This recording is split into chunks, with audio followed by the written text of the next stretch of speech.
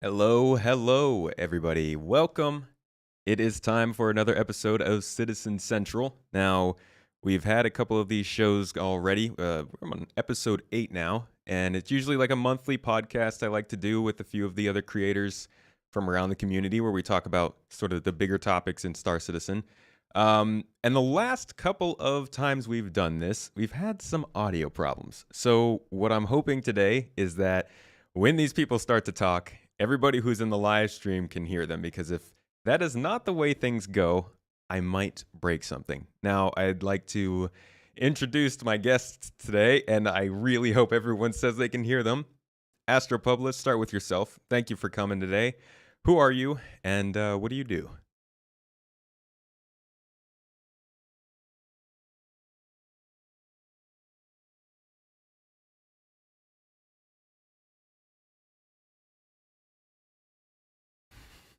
I'm crossing my fingers.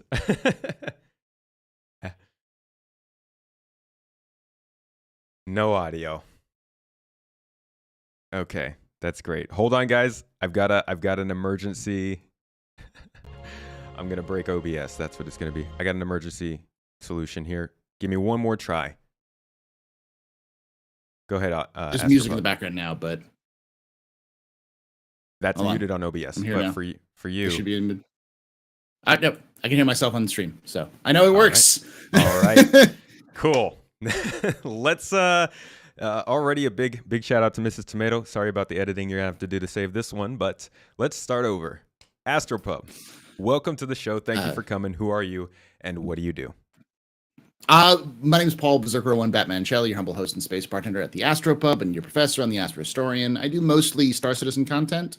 I have been doing so. I just discovered today it's been like 7 years, 8 years since I've started doing Star Citizen content. The AstroPubs, I've been doing stuff as the AstroPub for 6 since 2016. Or no, not 6. How long is that? That's a long time. I can't do math. Too long, man. Too long. So yeah, that's me. I do gameplay content, news content, and lore content. I'm probably most well known for my lore content and for the Captain's Table podcast, which is one of the longer running podcasts now in Star Citizen. So yeah, that's me. Cool. BusterTheDestroyer, thank you for joining us today. How are you? I'm pretty good. I got here a little earlier than normal to work today so I could join all y'all. So it's pretty awesome. Thank you. Is that your office? Yeah, this is live streaming studio at work. Now, which I'm is sorry. Basically, my now office. that I've asked that, I do have to ask, AstroPub, is that your office? Yes, this is my office. Nice view. Yeah, it's great. It's pyro. Neighbors suck. He's living in the future. Yeah, I mean, as long as you got some defenses for yourself. Buster, who are you and what do you do? Hi, I'm BusterTheDestroyer. I am a streamer here on Twitch. I also have a YouTube page. You know, I'm like on Instagram, all that. But I am, like I said, a streamer, and I do media stuff at work. But I've been around in Star Citizen for 7 years in March. I just wanted to say that. And yeah, I'm pretty cool, as I like to introduce myself usually. Buster Pongo J. Kapla. Is that Klingon? Yes. 1 point for me. I don't know what you said, but I mean.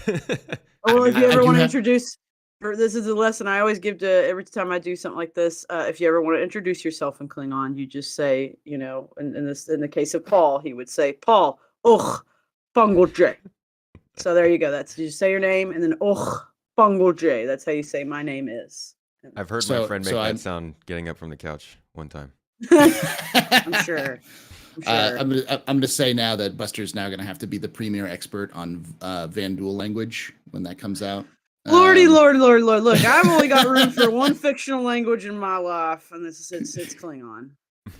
You also speak Texan, so that's the other. That's not fictional. That's real. That's real. That's one I can't keep real up with. Over there. I'm sorry about that. Speaking of Texas, their nearby neighbor, Mr. Florida, SaltEMike. How you doing today? I'm pretty good. We're pretty far from Texas, though. I mean, especially where I'm at. If you, yeah, You- I don't know. you- Everybody's do- close to Texas, with Texas being so big, and You how big it is. You did manage to get an all Southern podcast though, because all of us live in south of True. the Mason-Dixon. So True. that was part of the plan. That's what I was going for. Salty, who are you and what do you do? I'm SaltEMike. I stream on Twitch. I make YouTube videos, and since we're all talking about how long we've been here, I started streaming in 2014. So, 2014. So it's been a long time. Jeez. 9 years. This month, actually, coming up in March. Whew, you guys have been It's around. insane. Yeah. Yeah. So that's actually, for anybody who's wondering why that happens to be a theme today, that is the theme for today.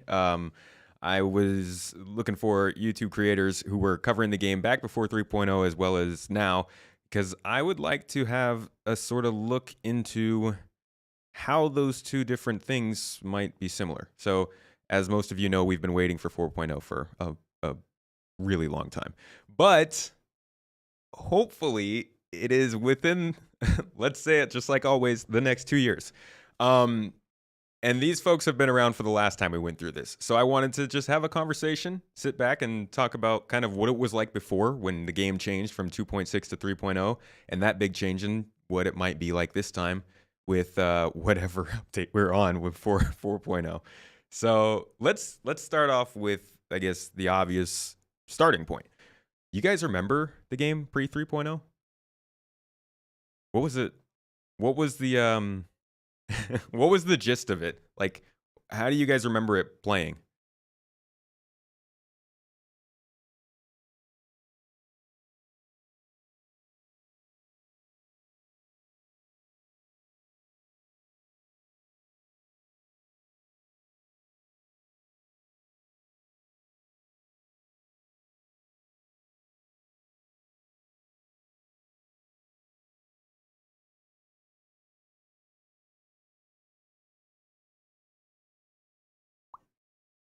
Getting audio gone. let me double check. How about now? Professor. Are we still broken? I I agree with I'm everything live. she says. Yes. All right, they're back. So I'm literally just adding an audio output I don't know what this is. I have no idea what's going on. It's just making all of the audio outputs defunct. They said I'm fine now, but Yeah. but yeah, for those of you who missed what I said, I just said I remember just learning to fly. Hellos and kisses. Hellos being you pass by somebody maybe within 20, 30 meters. A kiss being you pass by him within probably less than a meter. That's Just all the silly things that we it used just to shows how much stuff we had to come up with back then to have fun. Yeah. do. Remember the lockers? Remember the lockers? Oh I my actually God. don't. Remember? Lockers. Okay, Wait, so in your back in the hangar, day. or No. So Oh, I'll you do tell him, this, I'll Paul. do You this. tell. So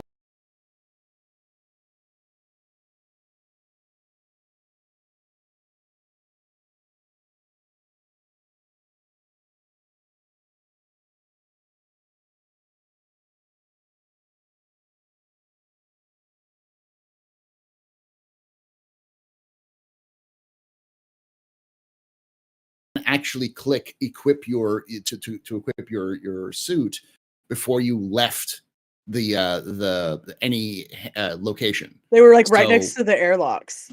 Yeah, and so people would always forget and then just die when trying to leave the So, airlocks because whenever that you had no patch way of came into testing. game, Yeah. whenever that patch came into game, I had I didn't read anything, but my friends were very well aware of it, and they were like, "Come on, Buster, come on, hurry!" And they kept hurrying me. Oh, I'm sorry, my alert came up on my thing, but they kept they kept doing that to me, and and like I got rushed out the door with like no suit on, so it was like the first time I died in like space. It was wonderful. So when you guys used to play, do you remember there being better missions or worse missions than we have now? We had way four. worse. We had Yeah, four. we have four. We had two, and one of them had what, 5 variants. And there was Tessa Bannister. That was Tessa, yeah. Yeah, you so- talked to her. She was so nice. So it wasn't that you were going into your Moby-Glass and getting a list of missions, you were taking them from a specific place? No, you had to go to a location and then you would get the mission. But you'd have to Yeah. get Like- to the mission itself. When you would, I'm pretty sure when you would press B for Quantum, just everything would be available and you would just go there. Yeah. Yeah, I So there remember wasn't that. as much that you could fly to, obviously, but so you would just go to the comm array and then Tessa would give you a mission. I remember that. The thing that actually sparked my whole thought of doing this was Tessa Bannister. A couple weeks ago, they mentioned her on SCL, and I realized like we had a better narrative set of missions back then. I mean, maybe not anymore, but I feel like what we had back then with the Tessa Bannister missions was a little bit more gripping than a lot of the other missions that we have now. And so I was wondering, think like, it's because what are they we- unravel mysteries. Mm-hmm. Yeah, and I'm wondering, like, is there going to be another big change with 4.0 where we might lose some sort of mission set or something that might have been meant to work with the old version and no longer with the new one? That's hard to tell because the problem was that between 2.0 and 3.0, how everything worked changed. So when people like compare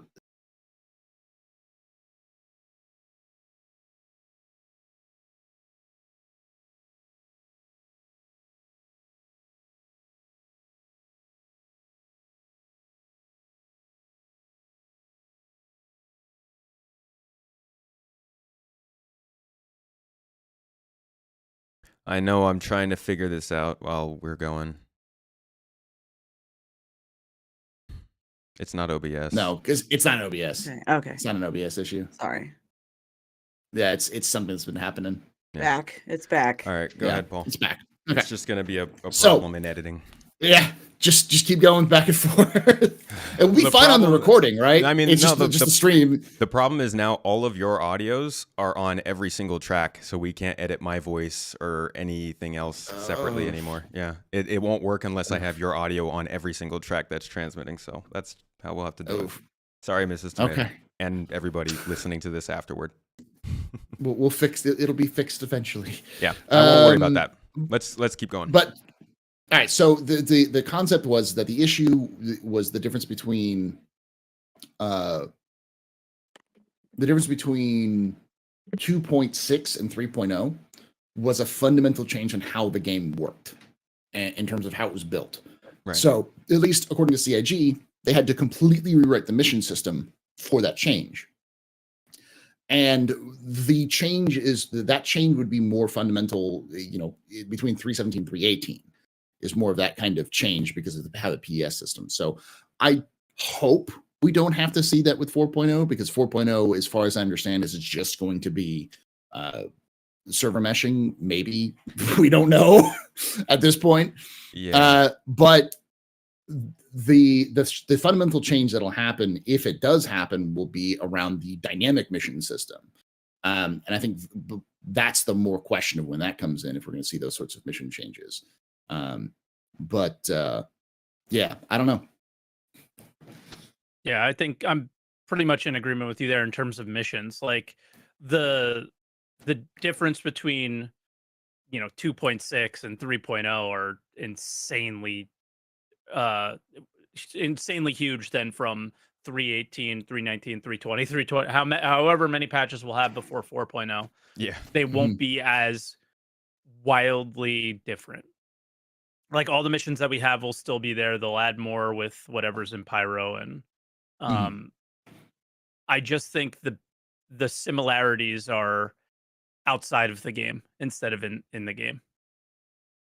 Is How how so? I would look at it. CitizenCon 2016 drops planets. Oh my god, everything is going to be so great, and everyone's really hyped, and then nothing for a year. I mean, we're basically living in that right now, right? yeah. Pyro's been teased for 15 years now, and it's everyone's just kind of just waiting to see for it to happen, and it's not really but I don't think the game that we're playing will fundamentally change as much as it did between 2.6 and 3.0. But the outside backer perspective or experience is very similar to that 2017 drought, waiting for the game. At least we still. I remember, what was that, 20? Yeah, it was like the entirety of 2017 was 2.6, right? Or 2.6.3 or something like that. We wouldn't even get, like, we were basically obsessing over the burn down, I think it was called. The bugs that they had every week. That's coming back, apparently, is what Jared. I asked Jared about that on Twitter, and he said it's coming back, and I had flashbacks. I had PTSD flashbacks from that. I'm like, I don't want to see the burn down come back. Please no. It's what this road to 4.0 content is their version of burn down, I think. Well, that's what I thought at first, but Jared said there's apparently going to do a burn down as well, starting in like the summer, hopefully. Huh. Yeah. For 4.0? Yeah. I don't even want to know what they have to deal with for 4.0. Well, I'll tell you where 3.0 and 4.0 are real serious right now, and it kind of goes back to SaltEMike's point about it being outside the game similarities. I remember, this was the first time I watched CitizenCon ever, was when they were talking about 3.0 at CitizenCon that one year. And what's similar about 3.0 and 4.0 is content in those patches was shown to us a while back, and we're still waiting like over a year or two later. Like just like 3.0, and no hate. Like, no, it was just, I remember at the time just being like, I didn't know much about Star Citizen and being like, well, isn't that 3.0 patch supposed to be in? Why is that still not in yet? I don't understand.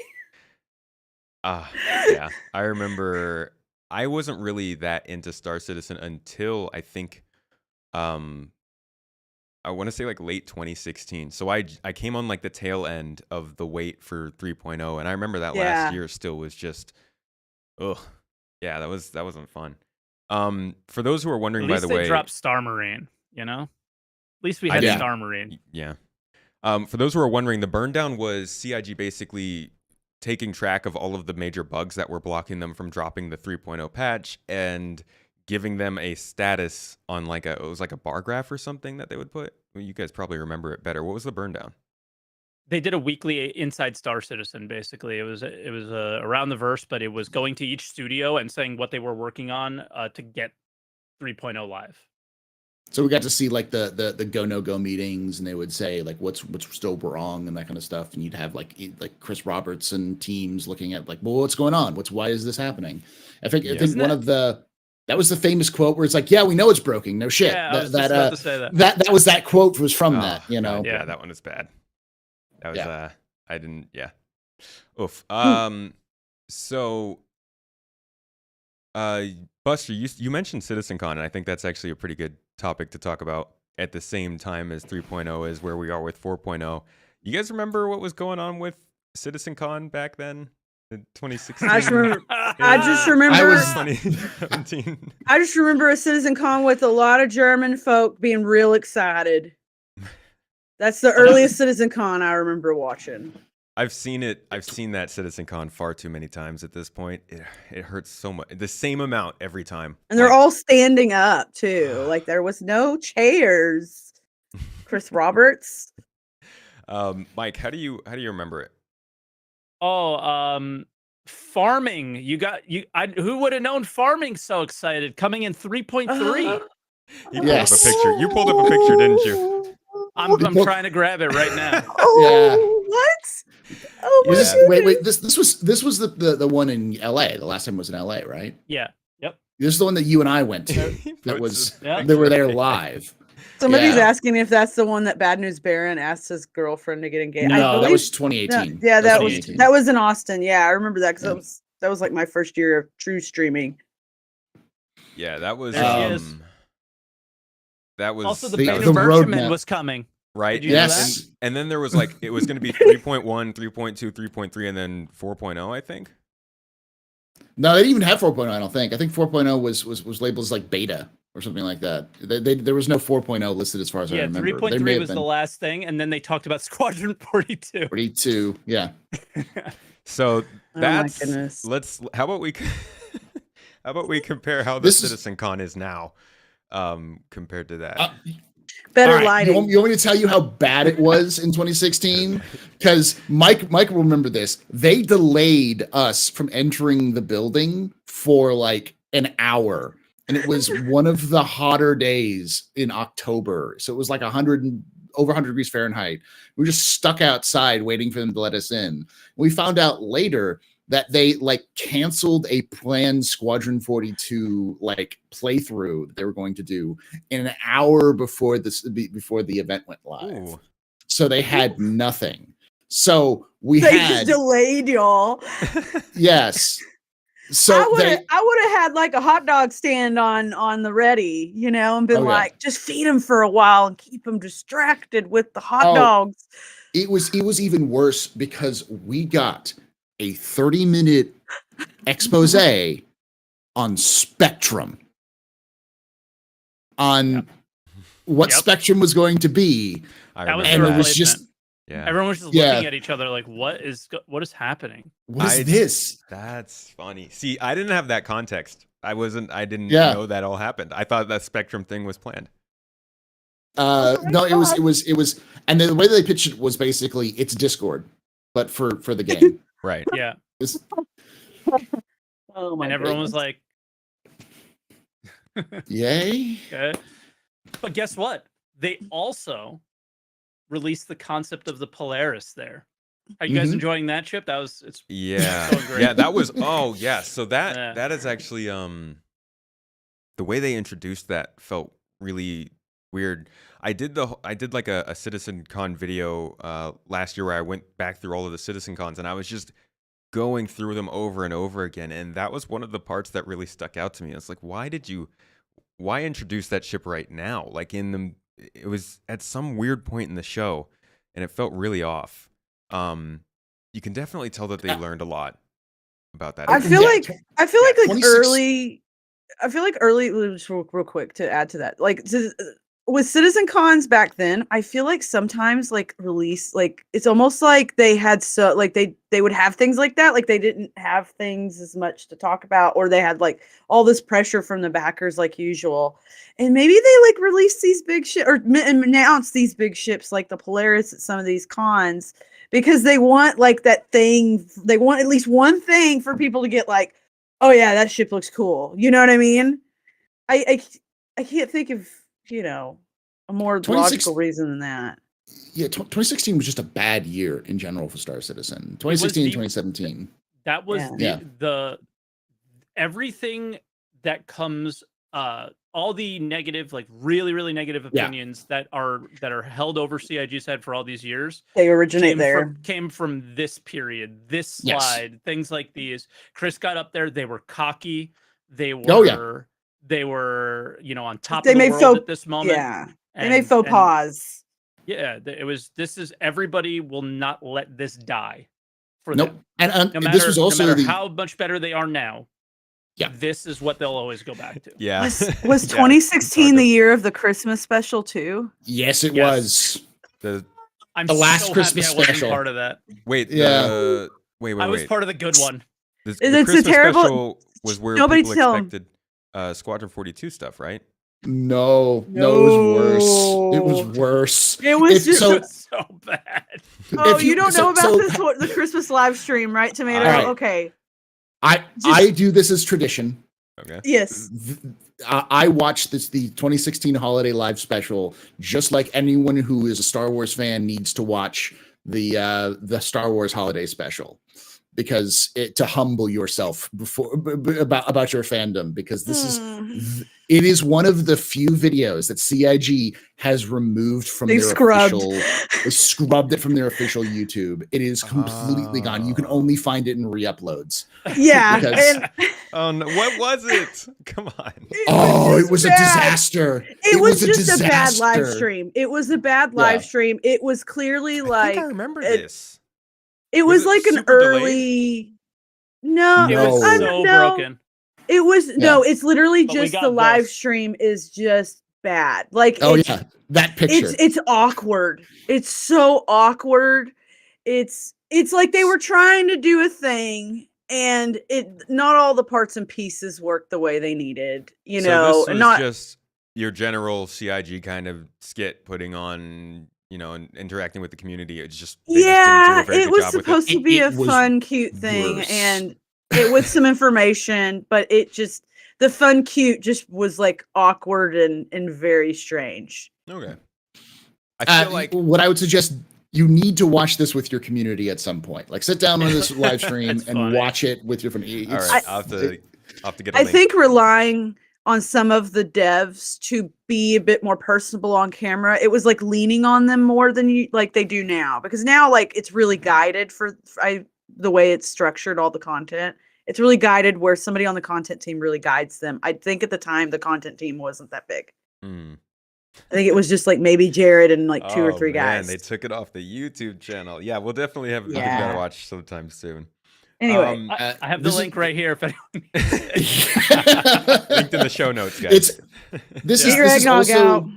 this was also the year of the sandworm. So like this is literally the year Oh that my like God, everyone 2016 everyone was such a uses bad to year. hold over CIG will beat CIG into a bludgeon until they finally like catch up with all these goals. This was CIG, their we're worst sorry year. we brought all this That up, was but their not sorry. that was their No, growing no. up phase. No, they This have Yes, to it was very much a never growing forget this. pains year. Yeah. Yeah, I mean, and that's the thing is like no matter what they do, I think they're going to do some great things with this game, but it's always going to be very obvious the pained period of development that this game had, and I think that's like it's kind of useful, I mean, if I was going to start a game company, I would want to see somebody else try to do this first, so I could be like, nah, I'll avoid that. I'm going to hire somebody for that. Sometimes But I this just is- think of Star Citizen as a prepubescent girl who probably started her cycle way too early and she doesn't know what's going on, and she's scared. Let's go Star Atlas. Here we go. Oh boy. Yeah. Oh, that's another conversation. Well, But- maybe but they'll learn. I was going to say the last thing to say is for people who don't know, I would say between and on Mike's point, between 2016 and the end, like right before CitizenCon 2018, was the year where Chris had to check his ego into like to humble himself a little bit, to realize that like he was maybe a little bit too big for his britches, because the 2018 was the year that he tried to make it a pay-per-view event. CitizenCon make it a pay-per-view event. And that That's was- right. Gosh. Wait. Ah. Was They that tried to 2017? No, that No, was 2018. it was 'Cause 2018. I Was it nearly really? canceled my attendance. Yes, I nearly canceled my attendance to go because of how bad it was. And then the Why? live stream Like- was screwing up anyway. Yeah. The paid live stream that you had to pay to watch, that they just were like, screw it, and they had to throw That might it have up been on Twitch. 2017. That may have been 2017. I but it was think in that 2017, because period. 2018 I think went okay. That was All when of they- you I- guys, everybody was at CitizenCon except for me. I was I live wasn't. streaming. I was live streaming it on Twitch. I had 3,000 viewers, and because I was the only one streaming it on Twitch. Yeah. And then CIG went live, and then it was like rip. That was crazy. I was yeah. streaming it too that day, so you weren't the only one. Okay. You know what I No, mean? but It's- you had they way weren't. more community. I had just started Yeah. streaming anyway, so People, Yeah. you kiddos these days don't know how we had it back then. And God, that's so bad. Like, I can't believe they did Mhm. that. And then the whole industry piled on them for that. That was so far Oh, outside of yeah. the Star Citizen circle. Like, that was one of those kind of everybody gets to know about this thing. Well, it was also, no matter how you felt about Star Citizen, whether you were somebody who was critical of Star Citizen or Super White Knight, it seemed like the entire community was just like, no, Bad take. Yeah. this L's is take. this is terrible. Yeah. And Chris almost immediately reversed course, because everyone was like, you're not BlizzCon. Yeah. You don't even have a game released. And like, yeah. just- Like get a calm couple down. get a MMO released and Squadron, and then maybe we can come Yeah, back because with I that mean, energy. maybe we could do this. people were already like, why is there a convention for a game that's not released? And then you go and charge for the stream. Yeah, that was not. I that feel was like not the good. To me, like, I have never physically been to a CitizenCon, but for me, like, CitizenCon is supposed to be for the community and about the community. Yeah. So any CitizenCon that's like really focused on the community, like 2018, I actually really enjoyed because they went around and like checked out people's booths in between panels. And that was the year they had 2 streams, if I'm correct. Like they had 2 live streams going on because they had 2 panel rooms. Mm-hmm. And so they had them going at the same time. So they were, and I don't know if they'd done that before, but That's I what just they tried remember to that. charge for. Yes. The second, they were trying to charge for the second panel as well. Yeah, and then that didn't work out because their website could not handle like tens of thousands of people trying to watch the same live stream. Yeah. So this all kind of goes back to communication and how they were doing at it at the time then. So back then they actually had more community shows. I know big favorite people miss is Bug Smashers, but they also had some other stuff and things were named differently. But how do you think the communication was back in lead up to 3.0 compared to now? I barely paid worse attention now to or it, worse then? to be honest. I'll jump on this. It was very different, and this goes for like the way, not just the way they made content, but the way other content creators make content. Is the game didn't exist, right? Yeah. So during the wait for 3.0, it was all about, "Oh, what's your favorite ship? What kind of profession are you going to do?" Like that was most of the conversations. Those were the things that people were interested in. And if you really want to compare it to like the last like year that we've had of content, I think like Jared's really stepped up the game in some aspects and maybe fallen off a little bit in others. But for the most part, I think the focus on the game is way more like granular now, and this is how you're going to play the game. These are little tweaks and changes that we're making, and everything was more imaginary back then in comparison to what we have now. And it was weird. It was more game focused and less dev focused than it is now. I think, in my opinion, where the content isn't as good as it was back then is now it's how did you get into game development? And like it's a lot of conversations about that, but like, bro, what the hell is Jared supposed to do? We've had 318 in the P2 for 6 months, like he's out of things to show off. Exactly. We're out of things to do. He's out of things to do. So like, yeah, don't blame him on that. I think the good stuff that we get, like when they're focused on the game, it is way better now than it was then because it's real. It exists. Yeah. It was. I remember distinctly that, especially when I was starting to like chop up around the verse episodes for B-roll. I remember that all of the stuff that was going on in like 2017 in terms of around the verse was so filled with B-roll. They had so much stuff to talk about because there was so much being held back that they just kept talking about it. And then we hit like 2018, 2019. I remember people were like, the around the verses went from like 40 minutes down to 10 minutes. And people were like, what happened to all the content? It was crazy how much it changed. Yeah. I mean, that's such a good point. Go ahead, Astro. I'm sorry. I was going to say, I was actually going to jump onto that. Is that like, people forget that back then we had 40 minutes, an hour long B-roll or like things, but we also know that CIG afterwards said it killed us. It was a lot of developers talking, and it took a lot of their time and effort to make 40. Because anyone who's made a video longer than 10 minutes can tell you it takes a very long time if you're editing things together and trying to put things in place.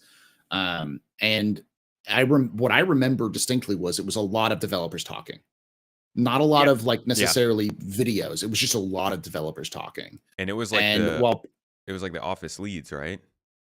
Yeah. So while it was nice to hear them talking, it's like where we got the Tonk from was like, the guy who was developing the Nova Tank.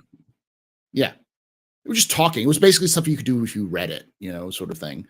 And I think that's the reason why people liked it, is because you could watch it and get 40 minutes and get effectively what we have now with like the monthly reports, with the progress trackers, all of those things. It was basically all of that in a video every week. And a lot of people liked that because I could just turn on this video and watch everything all the way through. But you didn't really get any, like, I think people have a lot of nostalgia goggles with that thing, where it's like really a lot of it was just updates on things that most people didn't care about. So Yeah, go ahead, and Mike, sorry about that. Go ahead. I just wanted to add to this discussion about the content. I feel like the base, because I had seen some around the verses back in the day, right? I had, before I even backed Star Citizen, I had people in my life that were interested in it, and of course I learned about it vicariously through them a lot. And sometimes I watched this stuff, and yeah, it was a lot. And this is something I'll add to. I have it on good authority. Speaking of Citizen Cons earlier, a friend of mine was one of the volunteers at Citizen Con in like 2019, or was that Manchester? And so apparently one of his jobs during the course of those few days before Citizen Con during setup is they were like building all that stuff out, right? Like all the little booth spaces and things. But you remember they did that show, somebody interviewed Chris Roberts for that British show about technology. And it was like a 6-minute segment. I forget the name of the show. Somebody in the chats probably remembers. And basically it's some show in Britain about technology and things like that, and they just talked about Star Citizen. They interviewed Chris Roberts. Apparently for a 6-minute segment, Chris Roberts spoke to these interviewers for 5 hours, and my friend was the one whose job it was that day to tell everybody to stop doing stuff when he was walking by with cameras. Like, he had to go around and say, guys, don't use your drill guns for a while. And he also had to, like, there are people coming by where the convention was. He was having to kind of like shoo them away from the windows because like they didn't want him in the shot or something. And so apparently, and the point I'm trying to make here is Chris Roberts is a very long-winded guy. And so I've made this extrapolation before that perhaps that one of the reasons that Around the Verse and things like that got shortened, because probably they were trying to pull Chris Roberts out of doing so much video. Like, he would probably go on and on and on for a while, and it's a lot to edit when you're trying to get it down so small. Like, you're trying to get it within like a certain range of time. I think we've I'm all. not like I think we've all. I'm seen not that. trying to. Yeah, I'm not trying to like say this is how he is. I'm not trying to make assumptions based, but I feel like I have multiple people that have told me that have met him in person. Like, he's super talkative. He loves to talk about the game, yada, yada, yada. So I think there is like this desire to be on camera and talk from him. But there's also this realization from probably the content team and other people in the company that, like, if we put him in front of a camera, it's hard to get him away from being away from it. And he's going to say something regrettable. There it is. I was just about to make that point. Thank you. Right. Yeah. So that's definitely a difference between then and now. Chris was, I think, a lot more involved in the public eye back then. Yeah. Has- I think to some people that's a detriment. That Chris Right. isn't there anymore. Very strong opinions on both sides of that. I could see. I think at the often. end of the day, it's hard to work around with somebody when you're trying to get a 10-minute show and he's like recording like over an hour of footage. Yeah. That's a lot. That's a lot to look through, Let's talk about some more gameplay. So the game in 2.6, it just felt different. The way that it ran, I think, the way that it played. Were there any times, or was there anything before 3.0 that you thought was better in terms of gameplay than after? I'd like to start off. I'd like to start something off, actually. Go ahead. I really liked the Cryastro repair station. I liked how the space stations were specialized like that. Damn you, Crytek. Apparently they're coming back. That's what I've heard, is that the Cryastro stations are coming back. That'd be cool. So they probably have a different name though. Maybe. Like Cry. Freeze. Or like the fuel yard instead of litigation station. Litigation station. Is that really a thing? I didn't know that like part of the lawsuit they can't call it Cryastro Station anymore. No, I don't think it's just them going, no, we're changing the name because screw you guys. Yeah. Oh, you're gonna sue us. I think it was a petty response. Which to me that's not really petty. I think of that as, well, fine. You bye. Yeah. All right. Bye. So what's something else that you guys thought was better gameplay wise before 3.0? Go ahead, I mean, Mike. for me, it was 3.1. It was mining. I thought it was better when it first came out than it is now, pre 319. The Green car Ball. tool Because it worked was- better. It was a challenge. Yeah. Figured. The car tool all worked better, like in terms Yeah, of what way? it had engines. Is it Car broken tool's right now? sweaty now. No, it's sweaty. Yeah, It's It's- good. It's if you're like one of the crazy insane pilots, I've seen them use it to insane advantages. But I think you just have to be one of those. Don't take this the wrong way, but one of those psychos that are just so insanely good at this game. Oh There's no, something I just don't absolutely. understand. I would never know? take offense of that statement. Not at all, because I do Good. not have the amount of time that I like. I do not have the amount of Ask- time that some people do for Star Citizen. All three of us participated in fight or flight. People Yes. know that we're not very good at this Yeah. ship combat. Paul and I, we were the I- first team to go down. Yes. I didn't And even I say had, that. I had a successful carry. You know. Yeah, I was That gonna say about you it. had a ringer. You had a Yeah. ringer for sure. Mike, I thought you did a lot of combat. No. No. Hmm, No. he's Before then, I practiced for No. about 2 hours. Okay. For the tournament. I'm not that. I far love behind it. then. Okay. Not at all. So the car tool, and now I guess we got the Santaki Eye coming soon, supposedly. But the Oof. car tool was different. The mining was a good one. AstroPub, how about you? The mission givers. I think that's the reason why people like Tessa, is that Tessa gave personality to the universe. And as a guy who likes lore, who's looking at lore, people will get invested in a game if the characters they're interacting with are interesting and fun. You know, any game like that. And Yeah. Tessa was good. Everyone still thinks that the PI mission, which is from 2.0, that they carried over from 2.0, the different branching story options for the PI mission, everyone loves that. I'm hoping CIG learned that that's what people loved about the PI mission, and not people like investigation. It's no, they want branching storytelling. Yeah. Yeah. But yeah, Tessa was a personality. She had character. People enjoyed that. Even Miles Eckhart, his first initial implementation.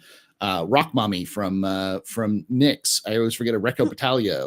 Yeah. They all had personality, and when they were working, they were great. The problem is they kept breaking, and so eventually CIG just stopped fixing them. Yeah. And I think that's really the big loss from 2.0 Until to 3.0. now. Hopefully, They started talking about them. Yeah. That was one of my biggest takeaways from the lore SCL was that they have a guy. I know he's a Jeremy. Story. Yeah, he's the story guy, but it's starting. Clearly, there's some initiative there, right? Yeah. No, And as far as I could tell, Jeremy's job is to write the missions for the PU. That's his sole job is PU. Which is nice. And they mentioned that in the monthly report, so that's cool to hear. Because the missions are they're so basic, and I understand why. I mean, it makes sense. You just start to fill them up with the more easy and simple missions, but we're just so completely lacking of the narrative ones. And like you said, they aren't doing the mission givers. They haven't been. I was hoping they were waiting for server meshing, waiting for servers to be running a little bit better. And I'm praying that we get to that point and we don't see them continue to push it off and put it in the backlog. Let's talk about the space change. Actually, no. First, I want to talk about what you guys think is going to change fundamentally in 4.0. So a lot of people, and I think because CIG has talked a lot about it, associate 4.0 with Pyro. And yes, there's a big space, just like when we went from 2.6 to 3.0, they added new space. But do you think there's going to be anything else that actually changes along with that besides, the things that they keep saying are on the road to 4.0? Now, honestly- are you saying on release of 4.0, the day of? No. Or at some Let's say point? within the first year of 4.0. So with 3.0, we got decent amount of updates in that first year that really solidified where we were going. Let's talk about that with 4.0.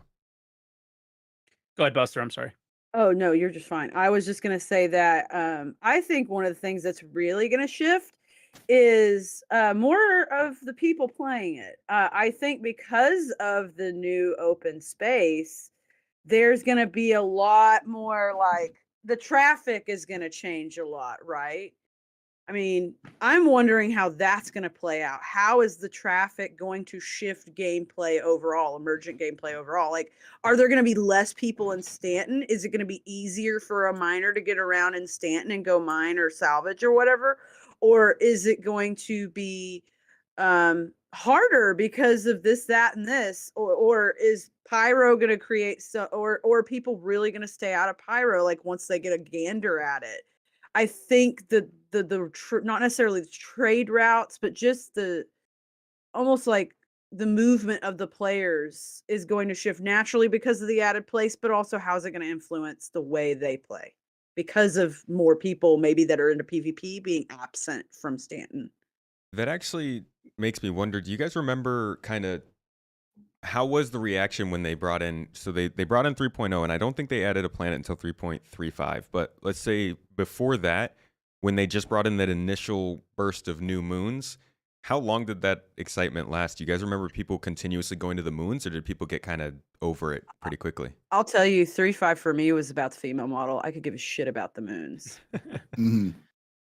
I think at that time, like going back to what I was saying before, is it was still everybody was still imagining what they were going to do. It was still all about we're still trying to figure out what the game even was, right? And what we were going to do and how we were going to do it. And that was always the conversation. The game was always just like, I'm just kind of playing in the background. You just redid now. At 3.0 launch, I mean, everybody was just crashing nonstop for Right. That was terrible. I mean, that continued on for quite a while. That's right. Until we got OCS almost. Like it was just I don't believe the fun. game was stable until 3.7. Yeah. Stable to a point where 30Ks were not incredibly detrimental to a gameplay session.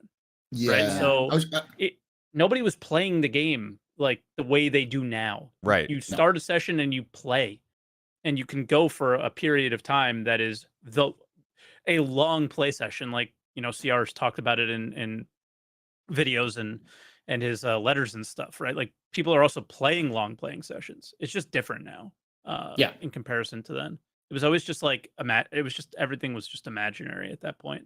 Yep. Hey, I think Mike's not being heard. I think No, he's good. He's good. Okay. He's good. Yeah. Just making sure. The one thing I remember is there was a lot of screenshots.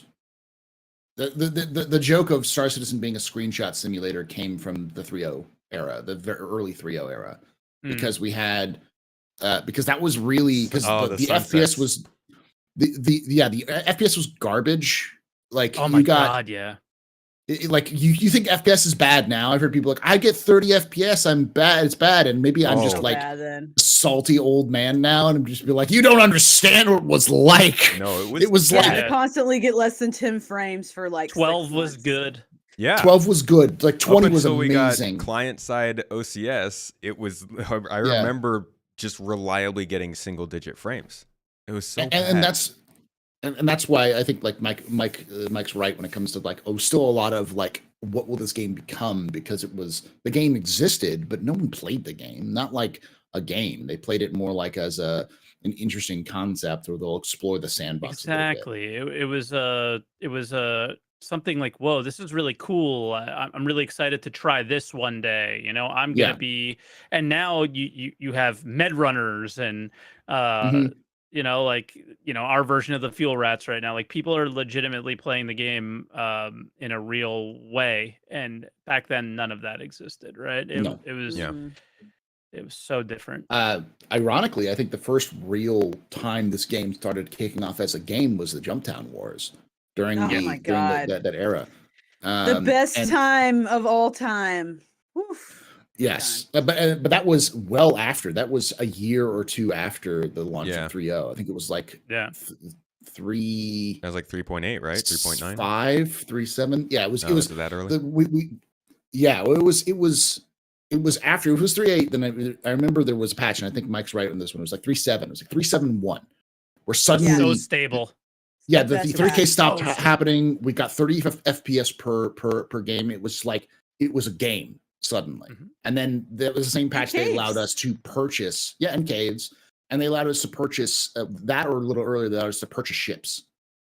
In So game, yeah. in Yeah, game. that was a big change. That was like, up until that point, people were like, "This is literally you have to buy a ship to use it in the game. That's ridiculous. That's Yeah. a scam." And Yeah. then they finally brought out the ability to buy and rent ships, and Yeah. that was a big Check. change.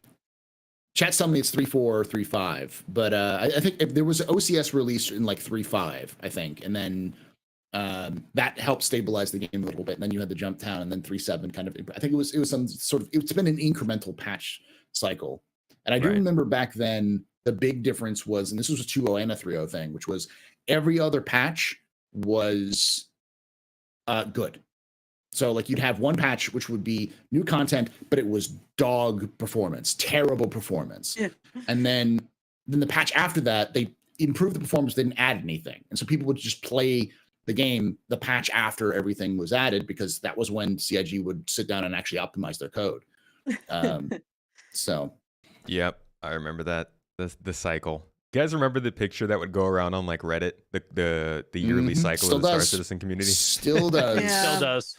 Okay, The patch actually, there's cycle, there's a question. You are Um, here. Yeah. So before 3.0, we didn't have the quarterly patches. Did we still have the same kind of cyclical sort of thing going on? Yeah. Mhm. I Do feel we like. have But quarterly kinda, patches? yes and no. No. Yes and no. Come on. All right. Well, fine. right now it's a It's all that's almost, up in the air. 319's coming in May. Just I planned a whole vacation around quarterly patches, and I'm gonna get royally screwed on this one this time. Yeah, it this- is weird that they're putting it in this May. is one of the longest like quarterly It patch is. cycles. It But the is end of the year longest. patches are always the ones that struggle into the next year so hard because of Christmas break. They still slash at least put holiday it out, though. release. Yeah, But they they put it out. Yeah. This is Yeah. so besides 318, the wait for 318, obviously, we were still getting quarterly patch cycles, and I am still operating under the assumption, and I guess, this is also up for debate as to whether it will change or not, that after 4.0, they're going to try and get back to the quarterly cycle because they hopefully won't have a big tech thing that's making them push the patches back. So, do you guys think that, or rather, let's go back to the original question then. Before 3.0, was there sort of the same quarterly buzz or any sort of way that the No. community acted? It didn't exist. It didn't exist. The We were happy quarterly to get what we patches got. came out of the delay. Right. The quarterly patches came out of the dismay that the community had for that entire year of nothing. Do you think we had maybe patches that would happen infrequently? Now, Arena Commander was different. The Arena Commander patches were fast and hard. They would come in every couple months.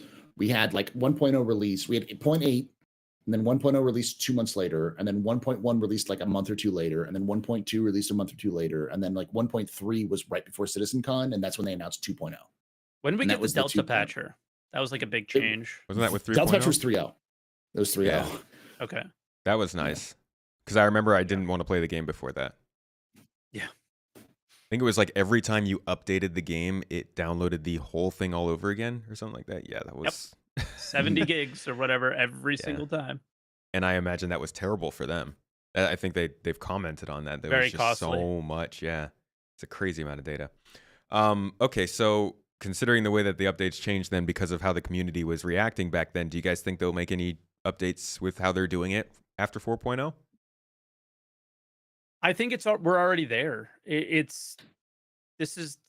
think we'll probably go back to quarterly-ish, but I think that they're more comfortable now releasing something when it's done and just expect things to be done a little bit quicker. And if it's not, they might do what they're doing now, where it's like, all right, 3.18.1 is actually called 3.19. We'll pull in as many features as we can into that. They did it with 3.15 as well. I think you did a video about this too, Tomato, right? It's just, I Yeah. think that we're already there. Like things are there's so much more aware of everything now and have a better handle on the way they work. And now things are more, even though things don't feel like they're on rails and everything's going great, in comparison, they're just a proper company now. It feels like. Yeah. As much as people complain about the year of 317, I again, old curmudgeon thing. Like it's not like 263. It was not like 363 because 263 was we got 263 and that was it. We had, and it was like Star Marine, which is the only thing they had that they added in 263. That was all we got for an entire year. Yeah. And like with 317, we got some updates. We got new ships. We got, in performance increases. We got those sorts of things. It's just like, we still got content. It's like with 2.6, they didn't push 2.6 to 3.0, or rather 3.17 didn't go to 3.18 because they literally didn't have another number to use. So they just have to wait for 3.18. But with 2.6, they could have put out another update. They just simply didn't. Like we still got stuff with 3.17, like you said, which made that wait a lot better, because this would have been, oh my gosh, if there was actually no content for a year at this point in Star Citizen's development, that would have been awful. The whole company isn't making 3.0. No. Isn't making 4.0. They're all working on their features that are going to be integrated into a foundation that's already there. Like they might be adding more to the foundation, but 3.0 was, 1, 2, 3, 4 pieces of the foundation. Now they're just solidifying it and making it stronger. And I guess more game ready, more ready to make. I hate using the word promise, but in this case, it's sort of proving that they can make the game that they have always said that they were making, right? Where right now we don't have that. Yeah. So do you guys think the game's going to be fun after 4.0? Define fun. So. What is fun? As to pull a quote from Chris, what is fun? I mean, video game fun, not Star Citizen fun. At some point. Yeah. Where's Tony Z? Right. So that's the elephant in the room for me, honestly, is the economy. Yeah. Tony Z is in cryo sleep. So when he wakes up, maybe, but I think 318 is fun. It's just how long is it going to be fun? Like, I think when you ask, like, is 4.0 going to be fun? Like, is it going to be an MMO at 4? I don't know. It's hard to tell. I don't think the game is truly fun until we get that day one MMO experience, which I don't know if we'll ever get in Star Citizen, since everyone starts at different places. But personally, I just need some more interaction between the different parts of the game. If I'm mining, I want to be able to hand my minerals to a cargo hauler who can sell it to somebody. Or if I'm like, you can do that now. Kind of. It just doesn't mean anything. You can't go and detach your prospector bag, put it in something, and have that be detected as a box and sell it, can you? Oh no, I'm sorry. You said hand mining, so I thought you meant like rock mining, hand mining. Just like running an actual industry and having that matter is something I could do for a while, but I do think that interconnectivity is still missing. Like we see it a little bit having with the salvage. Having it matter part is where we're missing. Right, which is where the economy comes in. Absolutely. Somebody in chat named Nono Roboto said, fun on a scale of 1 to 10, 10 being Mario Kart. I mean, we got Mario Kart, duh. I think put that in the game. Isn't that fun yet? It just... I bought an MMO. Yeah. And people say, no, you pledged. Shut up. I bought a game, and you bought a game. That's what I'm waiting for. That's what the governments of the world say. So I agree with the governments of the world at that point. If it's legally, you purchased the game. You government shill. Because you got to pay taxes on it. You don't pay taxes on donations. So, Lordy. But what was I going to say? Oh, if 4.0. Because I was talking with a couple other creators and people who are outside the community who have jumped in to play Star Citizen before, and almost all of them have said the same thing, which is Star Citizen needs a reason for you to log on and play and continue to play. Yeah. Like a reason to do something, be it an award system or just a really solid like mission experience where you feel like you go boom, boom, boom, you're having fun, you're going forward, maybe some slight variety, but something to keep you going rather than Incentivize just you. yeah, other than ships, because the ships are nice, but unless you're doing like a 0 to hero run or if you're a brand new player, it's really not, ships really aren't really the goals that a lot of people think. Like Yeah. Ships having provide the same experience for the most part outside of specialized ships like salvage mining ships Yeah. as any other one. You fly to a place, you do a mission, you shoot some guns. It's basically the same experience with a different look on the inside. They Mhm. enhance the gameplay, but they don't make But they you don't need make gameplay. it. Yeah. Yeah, You need gameplay to enhance in the first place. exactly. Yeah. There's And nothing really 4.0, drawing I you think- back. No. And I think 4.0 has the potential to do that, especially if we're talking the 4.0, like to say the first year of 4.0's release. Yeah. Because one of the major things they want to add that Chris has talked about, and I've heard many mentions before, is the new NPC behaviors. And those behaviors, if you can sit through in that 2 hours of Citizen Con of Chris and the Squadron 2 lead rambling for 2 hours. Oh man. horrible. I remember watching it that was- live and Yeah. having such a hard time focusing. I think after the fact, it's not as bad, but when you've already watched an hour and a half, to hear 2 hours of rambling is so hard to do. Yeah, it's like it's overwhelming. So if they can get that in, I think that will add at least enough of a variety for people to be like, oh, I'm going to go down and do this FPS mission. I have to be careful. I have to do things. The Tarkov experience a little bit, where you're going in, you're looting, and you might run into a scav or you might run into another player. Those sorts of experiences, especially like Pyro, if Pyro's out. Mhm. But to say, is it fun? I'm not willing to say that.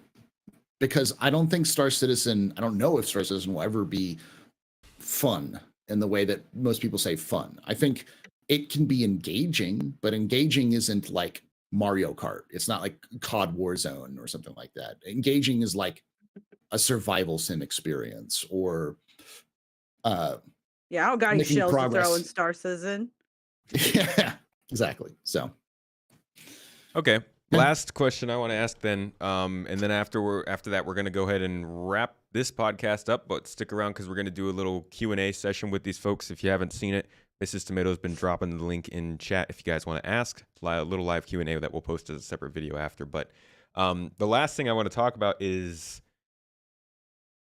let's start first, I guess, by talking about what do you guys think the overall, like if you could apply a theme to the 3.x branch of patches. I know that's a really wide amount of patches, but like if you could provide a theme of that period of development of the game, what would you guys say was the core focus of the 3.x patches? Beauty. Making things pretty? Yep. I would say expanding the sandbox. I Okay. would say,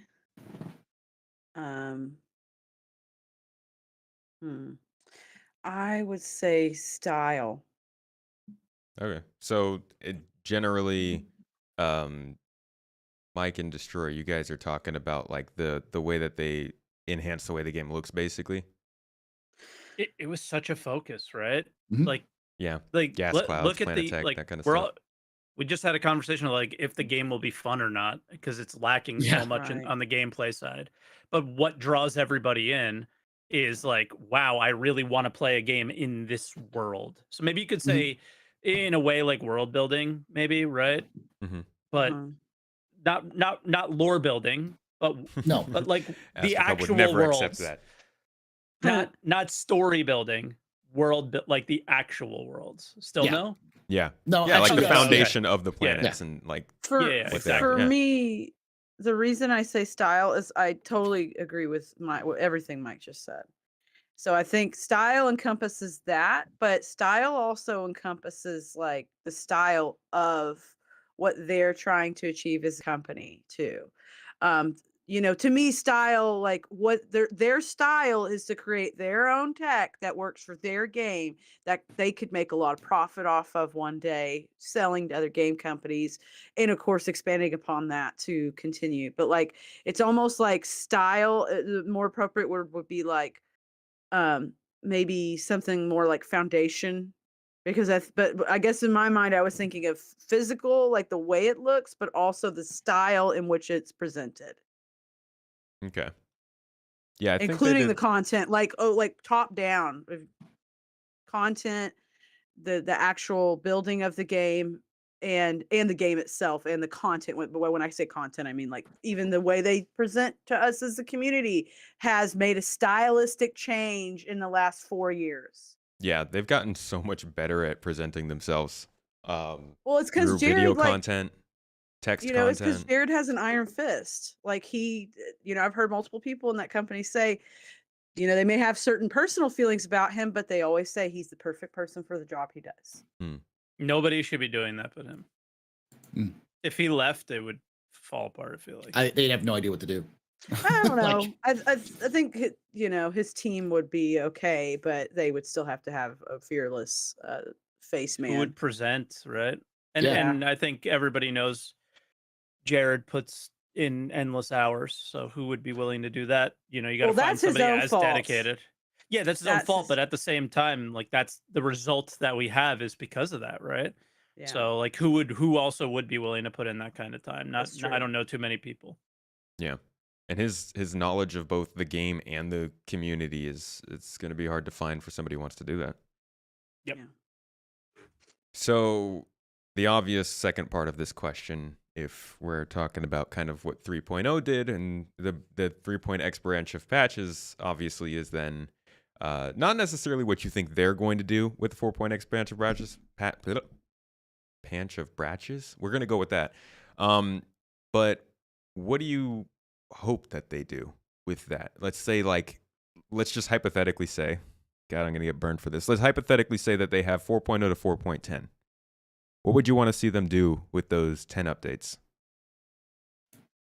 It's a 10. proof of concept phase for me now. This is the hey gaming community. You said we couldn't do this, but we can. So the whole thing would be we did get X amount of players into a server. We do have decent FPS. We are able to do a jump point. We did do another system. We are everything that you said we couldn't. We could. Not that I think this is going to happen or know that this is going to happen, Yeah. but that is the kind of going into the theme idea of the last one. That would be the theme of 4.0 is like we told you so, I think is their goal here. And I don't know how much it's going to lead into the perfect game yet or whatever, whatever people want. Everyone has the idea of the game in their own head, but I think that's what it would be. If they kind of, let's say they like nailed all of that stuff, especially the gameplay side of it and all that, but they only expanded to like 3-star systems. I mean, the reality is that this game lacks gameplay, as we've all kind of pointed out. So I'm a personal belief that systems don't equal gameplay. There's no Pyro is useless without reputation and other factors, fixing trading and all these other doing multi-crew, all of the factors that would make this game unique and stand on its own as a game. And I think that's really the theme for me for 4.0 would be finding what Star Citizen is. Like, what is Star Citizen as a game, not as an idea, not as the Chris Roberts like Imagine trailer. Like it's what is Star Citizen? How will it actually nuts and bolts, brass tacks? What is this game? I think that will be the actual answer is what 4.0 is not trying to answer. Mm-hmm. Okay. Buster, do Buster you have got she got kicked from Discord, so she's trying to get Oh, back what? in, I think. Yeah, I How got did kicked that earlier. happen? I don't know what happened. That's weird. Okay. Give Buster a second then. You just got rated by Croncy in the live podcast right now. Thank you so much, buddy. She's back. Appreciate you. And we've got Buster back. Yes. Buster, can you hear us? Maybe we- halfway Are we back. live? All right, we're back via video, at least. Well, we Yeah. were video. She's in the room. Don't know if she can hear yet, but we'll give her a minute. Sounds like no. So you guys are both kind of just basically saying they need to get it to a MVP. Is that like beta for you, or no? Not even that far. No. No, I think they just have like server meshing is one of those things that a lot of people have said they can never do. And getting X amount of players in a server, so it's just kind of. I'm hoping that when server meshing is here, that it's kind of like, all right, this is the foundation of the game, and we build from here, and Yeah. we'll just. So that's sort of like, hey, we told you we could do it, we did it, and now we're gonna do it. Is more, and now we're gonna make the game. So it's just a shifting in focus, hopefully. Okay. Yeah, I'd say the same thing. It's an issue of I hope it's going to be the foundation of things. I know Chris Roberts wants to stand on stage at a Citizen Con and be like, there are 10,000 people per server, and then just And mic drop it and walk off. Like we all want that, but wanting and realities are different. And I think really that's the case with 4.0 is more of a, like, I don't think it's going to be the beta, but it's going to definitely form what the game is going to be in, not just like the game, but the public's eyes. Like, I think 4.0 is a big patch because I do believe a lot of people will say they have a new star system, I'm going to go check it out. And that star system is going to be the hook, the bait. And then if the game's fun or works, that will keep those people in. But they have to have that real, otherwise the bait's pointless. Yeah. So I'm sorry. What was the question? Because right in the middle of us talk after my last comment, my Discord logged out and shut down. I don't know what happened. I had to update my voice and video setting. It was something. But anyway. The what is question. the theme? Yeah, the question was basically like if they were gonna have a 10 patches of 4.0 or 4.x, what would you want to see them particularly focusing on? Certainly, whatever the flight model needs to do. I don't know. It seems like the flight model is always up for debate for people. I would really love, and I've made this challenge directly to CIG on actually one of the last times I was on Paul's show, Captain's Table. I made this big point about making a big challenge to them to finally make something in this game for women, and whether it's subscriber flare but like focus on women for at least one item. And and so I would really like to, and I know that's so silly to some people, but I think there's No, I something think to be said about the low amount of women that are in this community that are steadily growing since not implication, but implementation. Thank you, of the female model in 3.5, which was like almost 3 or 4 years ago. And I think there's been a steadily growing group of women, like, the women in the community have been growing. It used to be so low, and now I feel like I run into a woman in the game pretty frequently.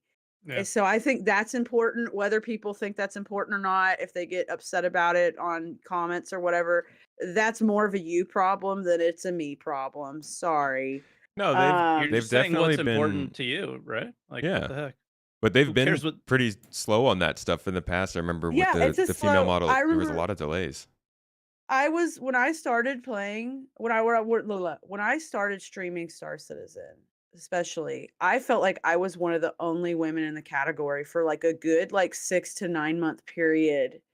A little while after start. I mean, there were other but on a consistent level, and really like the way I look at it is my little looking glass is seeing the amount of women in the community becoming like or women becoming content creators in this community to me is a sign that it's starting to uptick more, because I think when I started playing, less than 5% of the backers were women. I could be wrong. This is just kind of based on numbers I I've been mean, it given wouldn't by surprise me. people.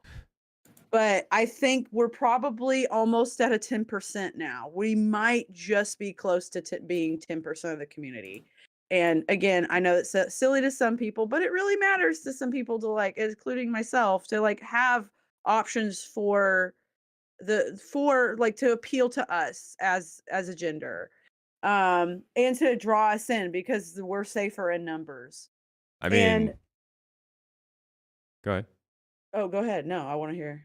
I was gonna say, I mean, at the end of the day, even for people who might think it's a silly idea, the more people who are playing this game, the better. And Yeah. spoiler alert: women make up a pretty large amount of the world population. 47%. Well, they make up, yeah, at least 50% of the world population, but women now make up 47% of the gaming market.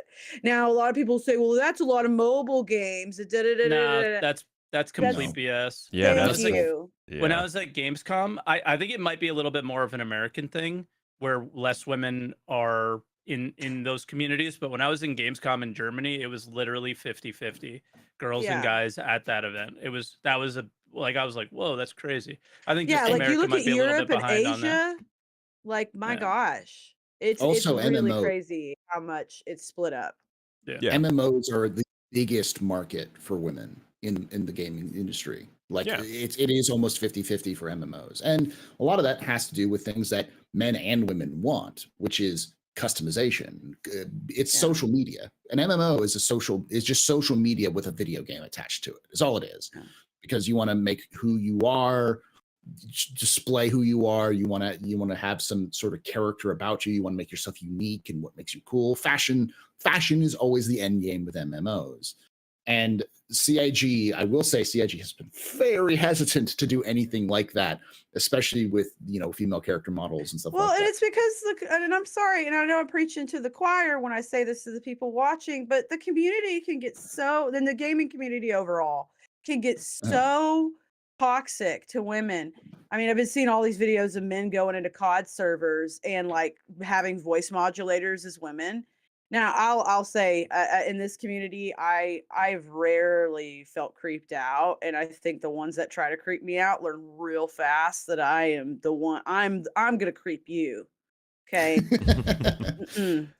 And there is more than one time I've seen a short pop up on TikTok or YouTube of Buster the Destroyer hitting on random content creators. Yeah, with one-liners. it's Buster's revenge. Yeah. But the point I'm trying to make there is I would like to really see a bigger effort from CIG overall to not only I think they do a pretty good job of making women in the community feel safe and welcome, but I think too, if we're talking about marketing too, like the game's always been marketed a certain way. And I think to specifically make marketing to target women is going to be crucial to this community's development, because once we balance those scales more, I think we're going to get better behavior, because first of all, women don't, like, a lot of us are like, we're not listening to you. And we're the kind of people who absolutely will report as soon as we see something that's bad. So I think getting the scales tipped more for women, I think it's going to be healthier for the community. And I guess, like, as far as like what else after 4.0, I just want to see, like, honestly, I want to see space lightning. I just want lightning in space. And I Space want lightning? cool, yeah, I want like cool, like weather, like space weather. That's actually makes, because you know how we have weather on the planets and the moons. I would love for there to be like weather conditions in like nebulas or whatever, where it's dangerous to pass through that nebula, but if you pass through that, that cuts your journey down like so much more. You just take the risk of going through it, like in Star Trek. Like, how many freaking episodes of Star I was Trek waiting are like, for it. we I went was to go waiting for hide it. from that guy chasing us, and we all went through this anomaly that like made us all toads, and now we have to operate the ship as toads. Well, Like, I whatever. I I hope to see space lightning on their 4.x roadmap. at some point. But We need a card. Yeah. I More mean, space they've shown it before. interestingness. They've definitely shown it before. I think one of the things I've noticed with Pyro is like they're really trying to go hard with the whole adding atmosphere to space thing, which is a weird thing to say. Mhm. We're just going to go with that I think terminology. it's going to be. I think the cloak and daggers of space can be so fun, and having little things to jump into to hide yourself from pirates or to hide yourself so that you can pirate somebody. I think making more obstacles and challenges in the space of space is going to be really cool. And that's something I hope is really coming forward in Pyro. Yeah, that kind of rolls into what I want to see. 4.x overall, I think I'm in agreement with SaltEMike and yourself, AstroPub, and that I hope that they just pursue a almost you want to call it a vertical slice. That term is kind of cursed at this point, but like I just want to see a solid idea. I think I saw you say in a video like a year ago or something, SaltEMike, is like you just didn't really have a good grasp of what they wanted Star Citizen to end up being. And I think 4.x should be that answer. Yeah, and then to jump on with what Buster is saying is just adding more inclusivity at that point as well, right? Because yeah, I would have been the first person to say years ago that like nothing matters about what the game looks like or our characters or anything like that. I would have argued that that wouldn't have been the time, Mhm. but I absolutely would argue around 4.0 when we're the foundations of the game are there, that now it's time to build that inclusivity, and now it's time to focus on it. Like, all right, this is an actual game that people want to play, and we need to make sure everybody can I mean, it's play it the way they crucial. want to. Yeah. Yeah. It's crucial Back because then you I get would have said it's perspective. not. Yeah. Yeah. You get It perspective. was all you about the normally game don't. at that point. It doesn't matter about the people. Like we could have had female characters only, and I wouldn't have cared. You know, Right. like it now. But I would be, if it was the other way around, I'd be like, hey, I want to make my character. I want to have the customization, things like that. Well, and Yeah. I think the inclusivity is crucial because I think it brings more perspectives to a testing field for a game, right? Because Mhm. I won't say what it was, but there was something I spotted in the game once. This is several patches ago, like a year or two ago. And I immediately brought it to the community team. And it was one of those things where something like some spelling on a specific business looked like it could go the wrong way with memes. And it was because, Mhm. and I think because I'm a woman uniquely in this world of the way things are going right now in this world, I was like, whoa, like I saw the words and I instantly went, oh, that looks like something that you don't want in your game. Because Yeah. and then when I brought it to the right people, they literally told me that is a great flag because like clearly it went through several people, and I'll tell y'all after in private, but like it went through a lot of people before some like and got to me before somebody went, yikes, you know what I mean? Yeah, I know what you're. I think I remember what you're talking Yeah, about. But yeah. I've showed it to you. yeah. The other thing though is I think as well with 4.0 is with the concept of adding more inclusivity to the game is people have money. CIG wants money to be able to keep this game going and to pay the bills. And women are 50% of the population and a large proportion of the gaming market. If you can get more women into the game, that just means more money for Yeah. CIG. It doesn't even hurt the players right now. The amount of people I know who are who identify as male, who play female characters in game and complain about things like you just can't find like clothing or armor options or anything else for women. It's just like, Honestly, the hair. Remember how long ago they said the hair. the hair thing? Yeah, I've been Oh waiting. God. I was can't waiting find for any Twitch hair to in this shake those game that I beautiful like. hair. Like I have Well, to get like I don't have straight hair. There's like these guys literally No. all have just straight hair. I'm like, please. Well, I know I don't. I'm not in the community as much, but I do run around the circles of those community, and I know that CIG would be smart to contact people who have non-Western hairstyles. So people who have people have more African hairstyles or out Native American sort of style hairstyles, because those communities will talk if you actually have decent hair that's designed like normal people hair, and they will throw down for you if you actually start representing those sorts of things. Yeah, They will that's go to bat huge. for you That is every huge. day. Hair is super So- important to people. Like that's Yeah. a big thing for a lot of people. But that, I think, guys, that's gonna wrap up this main portion of the podcast. We're going to take a quick 10-second break, and then we're gonna come back for a quick Q&A session. We took some questions during the show. There was a link going up in chat quite a few times. If you saw that, hope you asked a question. If not, I'm gonna go ahead and close those questions down soon. So make sure to get a last question in if you want to. But we will be back in about 30 seconds to start that up. So we'll be right back, everybody.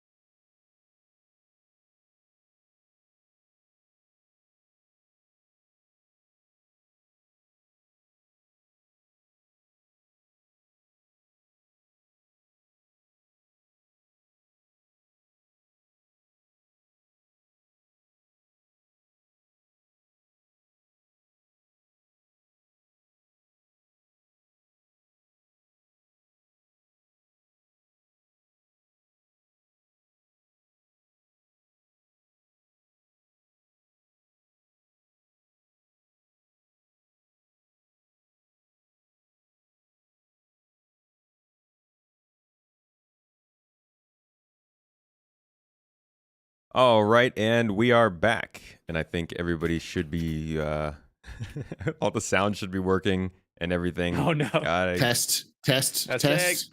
Don't I pray talk the sound about is it working and everybody can hear everybody. But either way, we're going to go ahead and get started here with our Q&A session after the Citizen Central. If you didn't get to see it, our podcast is going over the lead up to 3.0 and what was going on with the community and the game and everything, and kind of how that compared to 4.0 and what we might think is going on before and after that.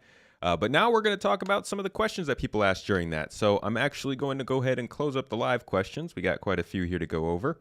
So we're going to get started, and basically default, we'll just go AstroPub, you go, Buster, you next, and then SaltEMike. We'll switch it up occasionally. I'll let you know when, SaltEMike, and if you have nothing to say, feel free to just, I don't know, smash your camera or abstain, whatever you desire. All right. So first question is, if you could have the devs work around the clock for Jesus. Y'all are mean. If you could have the devs work around the clock for one feature or aspect of the game with the knowledge that all other aspects will be neglected for a year, but it would guarantee that that feature would be completed, what would it be? Real talk, that feature would be them getting more vacation time and having more time off with their families. That's the feature that I care about at that point, because they're human beings who are making this game. But if the answer was, if the question is more like, hey, focus only on this feature, I would honestly say at this point, not even a feature, just more stability. The Vulkan, getting Vulkan out and getting it to a degree where the average person is getting decent frames and you're not seeing like crashes of 30K all the time, or that well, I guess Vulkan doesn't have nothing to do with that, but that stability and improvement would be the stuff I'd want them to focus on. Because while we do need more gameplay and such, that is the number one pet peeve that people have. Is like, this game you can't play this game at all these other issues Yeah, that's fair. Honestly, I'm so tired of falling through spaceships. Like, I'm gonna get on a spaceship someday in my late life, whenever we're finally able to afford that, and I'm gonna be traumatized by Star Citizen. I'm gonna be like, I remember this episode. I don't want any part of it. I've fallen through this floor before. I've seen this before and I don't like it. Buster, how about you? For me, if they focused on one thing to get it out the door, honestly, it would be, it would very similar to Paul's answer, just quality of life stuff, really, just things that falling through things, or just having general stability in certain areas, in most areas. I don't know what else to tell you. I mean, I just want the game to function, and I don't like, oh, you know what I would really like them to fix right now, though? I want to be able to push gurneys, because the gurneys keep killing me. And that is like my favorite way to play, is to go push a gurney around and put a bunch of random crap on it and try to sell it to strangers. So I need my gurneys fixed. That's like my funny answer, but my overall answer is just quality of life. Like, really tackle like certain, maybe even UI functions that, like, to see if they make more sense or less sense, and just in general, like, just how you play the game, as in, like, again, quality of life, just all the little things that are annoying, fix the little things that are annoying. Okay, Mike, what about you? So I want to make sure I understood the question correctly, because it was like, all over the place. So they can only work on one feature, and it's whatever my favorite feature is. Yeah, that's the essentially idea. Yeah. Okay. I think it would have to be the economy. That's a fair one. Yeah. Yeah, it has to be the that is the foundation of all video games for me. It's an easy way to get a lot of different features too, like the economy that includes probability volume, supply and demand. How about some virtual AI? Like, all in that package. Yeah, I like that. Exactly. Okay. But obviously support the quality of life decisions from those two above me, because that is, if there was nothing being made, like, if that was the only thing, then I'd want this game to function. Yeah, that's fair. If we're dropping everything else. Yeah. That's a very good point. Yeah, so the getting the game playable is probably a pretty popular choice. All right, next question is, do you think they should announce or speak more about their plans for more ground systems like farming and crafting? These are essential for successful MMOs. Essential. Like fishing. Oh my God! Can They we said ground, fishing? Paul, not water. Okay? Hey, you fish from the ground, That's tomato, fair. That is true. into Unless the water. you're on a boat.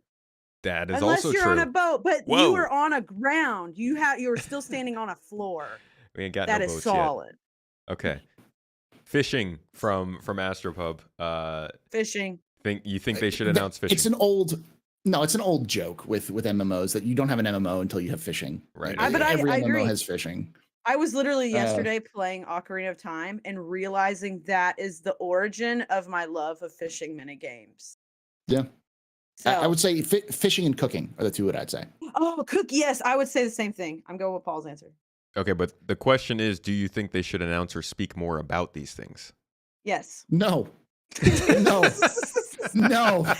I say no because CIG has no idea what they're going to be. Like, I'm sure someone wrote a That's white fair. paper or has it like Chris Roberts jotted the ideas down on a napkin that he put in a folder somewhere. Like I'm sure the ideas are somewhere, but they have no idea how those things are going to work because they don't even know how ground gameplay is going to work like in 3.19. They know how it's going to work. You're going to put your fishing module on your multi-tool. You're going to shoot a laser at a fish. and you're gonna Citizen. reel it in. You just get a Beam multi-tool Citizen. tractor Yes. beam fish out of the water. Oh my Yeah. God. That I would really be want them to do that. amazing, but I really also, want them to like, do that. oh You know my what they God, say that- about reusing stuff to save work. There it is. Yeah. That's a good one. Do you guys remember that, like, what was it, a 12-hour video of the procedural food generation that they put on their YouTube channel? Yes. Clearly, they Yeah, know it's how like they're a going to do joke. food, AstroPub. I think Wasn't it- that was supposed to be like an April's Fool joke, right? Or something. Yeah, I think it was Yeah. looped even. It was like an hour long or Yeah, like it 20 was minute just long. looped. Yeah. Oh, okay. Yeah, that was It's so funny. that was a lot. It's a lot of bandwidth to make a April Fool's joke. All right, Mike, did you have anything to say about this stuff? I don't mind if they talk about those things. It just doesn't make any sense right now. They need to talk. For me, I think one of the biggest wins that they had, and one of the biggest losses, is the roadmap changes from way back. The roadmap watchers comment, stuff like that, was really only talking about the thing that's coming next. And I don't think they should talk about anything other than that. Mm-hmm. Keep in mind, this question did specifically ask about crafting. I don't know if you guys heard that. If that makes any difference to you in the answer. Unless it's coming in the next patch, I don't want to hear about it. Okay. Yeah. I'm similar in the sense that a patch, but I would say like if it's planned to come out, I'd like to hear their plans for it because I don't. I'd like to know. I'd like to at least know what their idea is because every so often CIG will come up with an idea that's really freaking stupid, and Yeah, they still do it. And sometimes they still do it, but sometimes they Yeah. stop and they actually think about it. Like hacking gameplay, for instance. They said, "Oh yeah, it's gonna be Pac-Man," and everyone's like, "That's stupid. No one wants Pac-Man as your hacking gameplay." And as a result, it seems like it's delayed that release a lot because they realize, "Wow, this is kind of stupid, and we need to do something more than just Pac-Man." I'm bad at Pac-Man, but I whatever mini game they come up with, I'm sure. Like, I don't know. Sometimes I wish people would allow them to try and fail and regroup and fix it, because sometimes I feel like some things get shot down before they have a chance to be in the sun. But I get it too. We gave up. Yeah, I just give up. I Yeah. give up on the super far out stuff because I'm at the point where I'm so tired of getting excited for something and then waiting boom. forever. Just Yeah, I'm with you on that one. I'm with you on that one. I mean more like stuff that's planned in the next year. That's my limit. Is like, oh, is this coming out in 4.1? I don't care because I have no idea when 4.0 is coming out, let alone 4.1. But Right. yeah, but then it doesn't come out. Then it doesn't go. That's why they got rid of the roadmap, because it doesn't come out. So just forget it. I'm over it. That's why I'm mostly glad that I don't have to deal with whether or not I should cover or obsess over those next 2 quarters or next 3 quarters. I only have one roadmap or 1 quarter to look at. And even then, that was blind to us for a lot of the last few months. Yep. All right, let's do the next question. I wonder when they will. Is this a question? How do you start a question with "I wonder"? Okay. Now this is a salty one. Some people just want to pontificate at you. Ooh, I'll take it. Go. It's literally. I mean, Paul, you would be most inclined to take this. It's just saying that they should scrub alien languages and talk and fix things, which I don't think the people who are working on alien languages are doing anything that has to do with the game. I don't think anyone wants Brit. I don't think anyone wants Brit to code for Star Citizen. Yeah, You don't really understand game development. Do you really want a linguist to be like, well, I guess I'm on the ship team now? Oh man! Like, come on, people, get over this. Like, stop. Star Citizen community, stop telling people like the social media team to. Well, it'd be nice if you focus on the game. Stop telling the narrative team to stop making like up stories like the little post. Stop telling. The linguist working on. Let me have my rant real quick. Stop telling the linguist working on this. It'd be nice if they finish this. It is a multi-fact. Does somebody come to your job at the banks? Let's just use banks. Do they say everybody should go in the freaking vault and go count the money right then and there? No, that's one person's job. They control what goes in and comes out of the vault. Maybe two people's job. There's a guy who comes, or a couple of guys who come and pick up money that needs to be securely transported. Are you going to ask those guys to get in there and start like giving out your deposits to you? No, those are security. Those are people who focus on security and do a thing.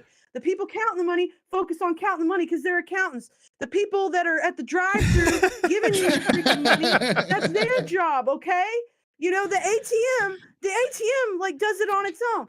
Like, Case in point. Shut the fuck up. Shut up. They have multiple. No, let me finish. They have multiple jobs. Don't demonetize me, YouTube. Going on at the same time. Please. Stop telling people to stop doing their jobs just because you're impatient and you're a man-child who can't take 5 minutes. All right, Buster. Okay. We're not gonna insult our audience. I'm not insulting the audience. I'm insulting the community who thinks it's a good idea to say these stupid things all the time. Folks can say these things, but nobody's going to react to them. Well, okay, people will react to them, but it's not going to change anything at the company. You guys, you can say all you want that people need to go and fix the game. It's not their job. Most of the time, it's somebody else's job, and they're probably already working on what you want them to work on. They're just taking a while at it. I could see the argument that CIG is misappropriating funds to hire a linguist to do something. When that money could be used for something else. I could see that argument. But at the same time, CIG is hiring people. It's a situation of por qué no los dos? I'm sure Brit is not just working on Star Citizen languages. I'm sure he's doing what because he worked with Paramount with Star Trek. I think he worked on with Disney with like the Atlantean language or something like that. He did a couple of different like fictional languages that he's worked on. So I'm sure he's working on other jobs because he's a contractor. He's not an employee of CIG. So you can have that, and you can also hire people to fix the game and to improve the game. And CIG is doing both. If you look at their website, they've got 100 plus applications open or 100 plus job postings open. So it's not an effective use of critique to say something like that. I think it's much more of an effective use of critique to look at what CIG is doing and be like, for instance, the X1. Why did it take 72 weeks to make the X1? And the X1's weird. Why did it take so many years to get the X1 out?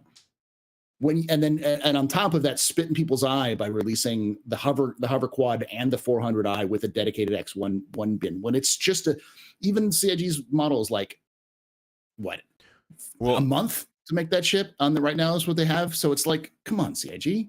Well, that's why the X1 is a weird one. But I think like the case is like there are ways to direct criticism for different parts of the game, especially for when it comes to people who or problems that you're specifically having with the game. But like, there's no point in bringing up whatever qualms you have with the company to justify, needing to get that problem fixed. We can all talk about how there are actual problems with the game, and that need to be fixed, but they're not being stopped by the linguist team or the narrative team. Yeah. They're not even being stopped by like the landing zone team who's still working on the game. They're working on something completely different. All right, the next question is another really good one, totally not controversial at all. Asking about the cheats and hacks that have been coming up about Star Citizen, and let's see, how they want to know how important is it, in your Mike opinion, sleeps. for CIG to take this head on during its development? I like I'm what not gonna. SaltEMike said. I'm not gonna finish SaltEMike, that we question. talked about this before the stream. SaltEMike, go. You know what the answer is here.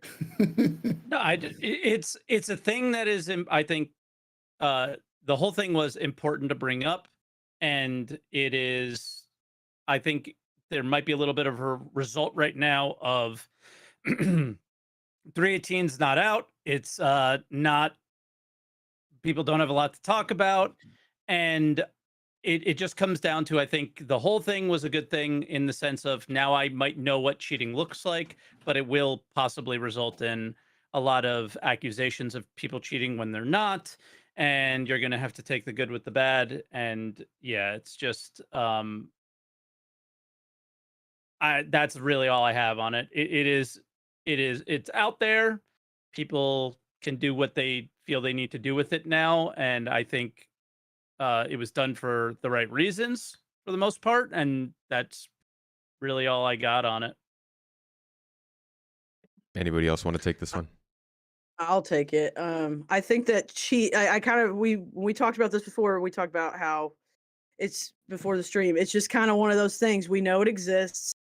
It happens. Any personal views on how the video was delivered and all that aside, I even posed a question in my community: is it better to keep it like on the down low and have like knowledgeable people working on it instead of the whole community like up in a roar about it? And that's my concern is but at the same time, people are going to cheat. That sucks. Don't cheat. Also, don't be one of those people that like acts like, oh, well, if you say that kind of thing, you must be a cheater. Because I literally the other day I made a comment on that whole thing. You saw I was in your thread, Tomato. Like I got accused of being a cheater within 4 minutes of questioning some of the things about that stuff. And I don't know. To me, it's like the griefer thing. Like everybody's a griefer. Now everybody's going to be a cheater. Now everybody's going to be a stream, everybody's already a stream sniper or a griefer. Now it's going to be like a cheater is going to just be added to that rhetoric, I feel like. And there's going to be a lot of uptick of these reports, but maybe like a very small fraction of them actual cheating. Got to finish the game before it really makes sense. I don't know if that's the case, because I don't think any of us are game devs. So what they do with hacking now versus what they do with it later is up to them. I mean, Escape from Tarkov's going through it right now, but also Escape from Tarkov's still incredibly popular and people still really enjoy it. So people talk about like it's gonna break Star Citizen, and I'm like, I have to see it do that. Like, the Star Citizen breaks Star Citizen right now. Is Tarkov technically in early access still, or is it like released? It's in beta. Okay. That's why they still wipe it for so often. Yeah. They're nowhere close to what they actually intend the release to be. Really? Which is essentially like an MMO, yeah. Wow. I think the plan is like all of those maps to be traversable, like to be one big connected map, so you could go from map to map rather than you have to go back to the safe house and all that kind of stuff. So. Wow. I didn't know that they were gonna go pretty big with that game. Oh yeah. Pub, did you have anything that you wanted to add on this? Just to reflect with what Buster said, in the sense that I've seen hacking happen before, and that's one of the reasons why easy cheat or whatever the thing they added was added, because I know that hackers were using the free fly accounts to test their hacks to see if they worked, and then pop them in, and so people were like script killing the entire server randomly at some of the major events. I'm not an expert in hacking. I have no idea how hacking Implements or like, works. Yeah. implements or works. I have some understanding of scripts and some of those other things just from being a gamer and seeing people like those videos online and stuff like that. But just in general, it's I'm just like I don't really know, and I haven't really experienced it myself, so it's hard for me to say anything. Okay. All right. Next question. Do you see any signs that the ship resource system will be as intricate as the one in Elite? The engineering model there is one I really enjoy for its details and interaction. So this has a prerequisite of knowing Elite Dangerous.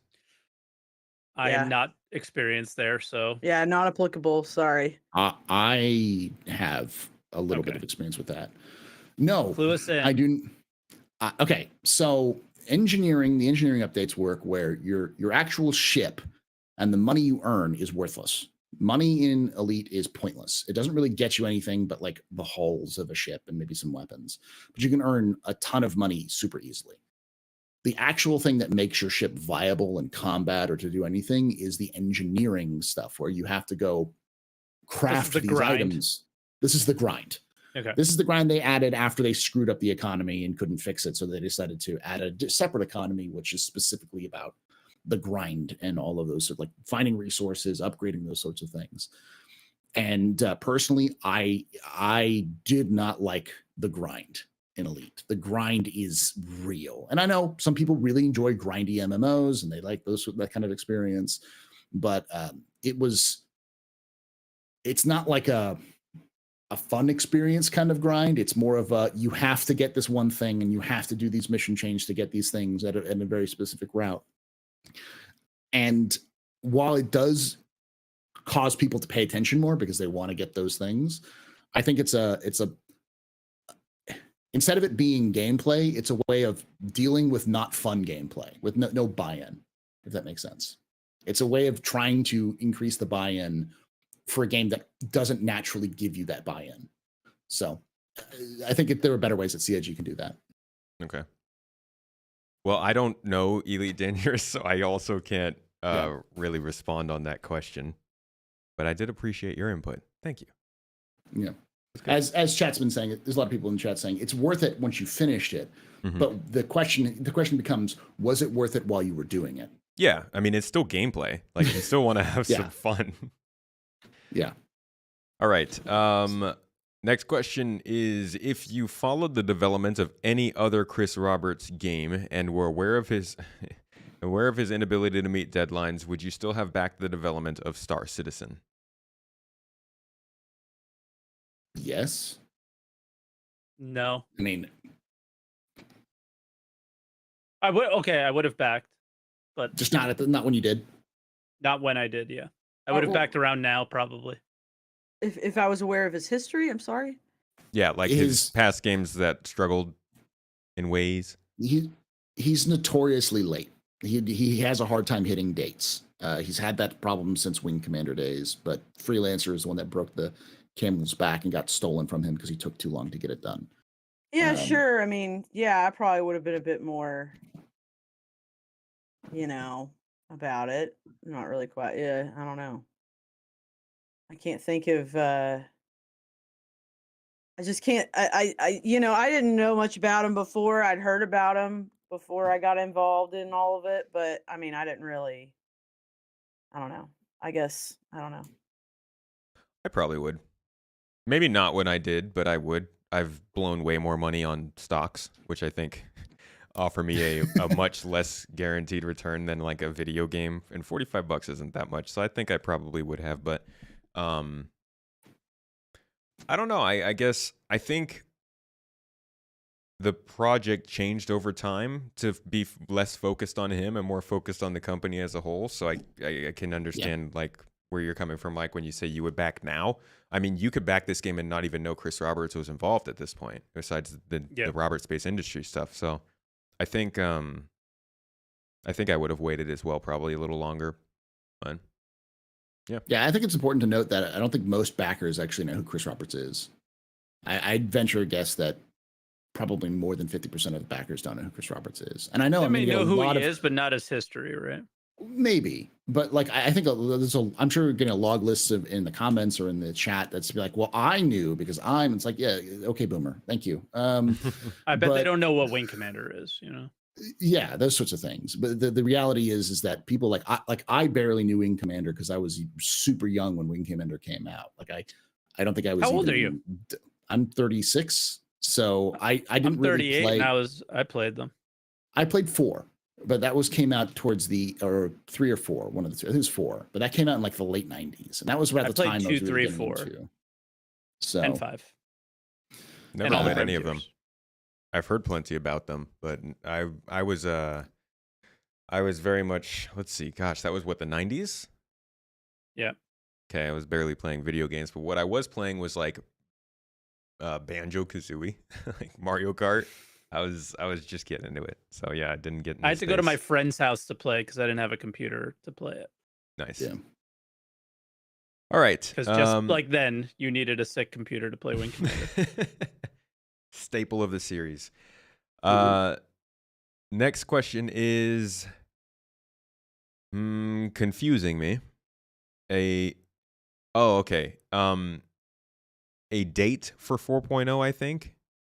And as possible base build. I'm assuming they're asking if they give a date for give a date for 4.0 tomorrow, and bless you if you do. 1 hour. And will it be possible to base build when we get it? No. Dates, we're not devs. We don't work there. We don't know. We don't work there. We don't know. And yeah. I think the base building will be part of 4.0 at some point, but maybe not when it launches. It's kind of a good topic for the podcast that we were on earlier with like, will 4.0 be like 3.0? I think it'll be a lot more like 3.0 if base building is a part of 4.0 because that's a foundational change. Yeah. Mm-hmm. That's hugely different from the way we played the game in 3.0, but I don't know if it'll be there on the day, Yeah, I highly doubt it. That would be crazy, though. That would definitely be a huge surprise. Yeah. I will say I don't think CIG's dates are their internal or their estimated dates are accurate. That's what I'll say. I don't anticipate 4.0 coming out this year. I can't give you a hard date because I have no idea, as Mike said. Yeah. I can give you a basic guess, but I think it may not make it this year, but I see people like doom pilling themselves being like, it's going to be 3 years before 4.0 comes out. It's like, no, it's going to be sooner than that. But they're like 3/18 mid 2024. Like, all right. Yeah. I mean, you're probably right, Tomato.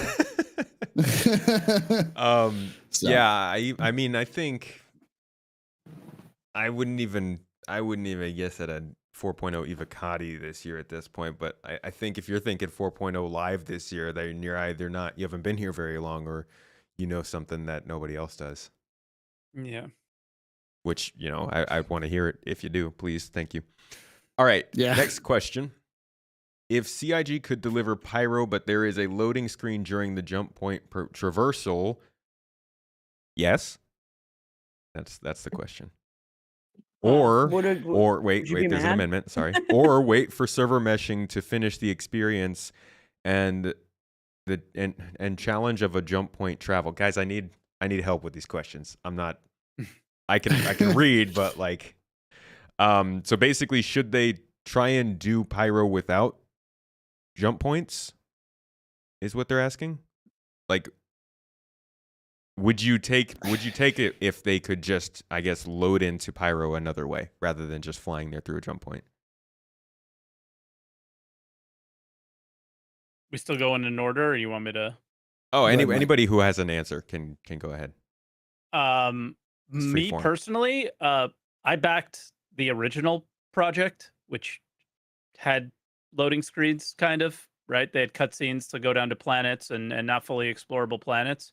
Mm-hmm. So I'm not against the idea of a loading screen there.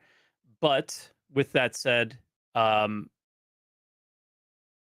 if they do that, the game never gets done the way it is intended to be now. So it's just what I will say is that I like the question because it is really showing that Star Citizen's quite fun to this person now and to a lot of people, and that they want more of what they have now, and they don't care if it's perfect.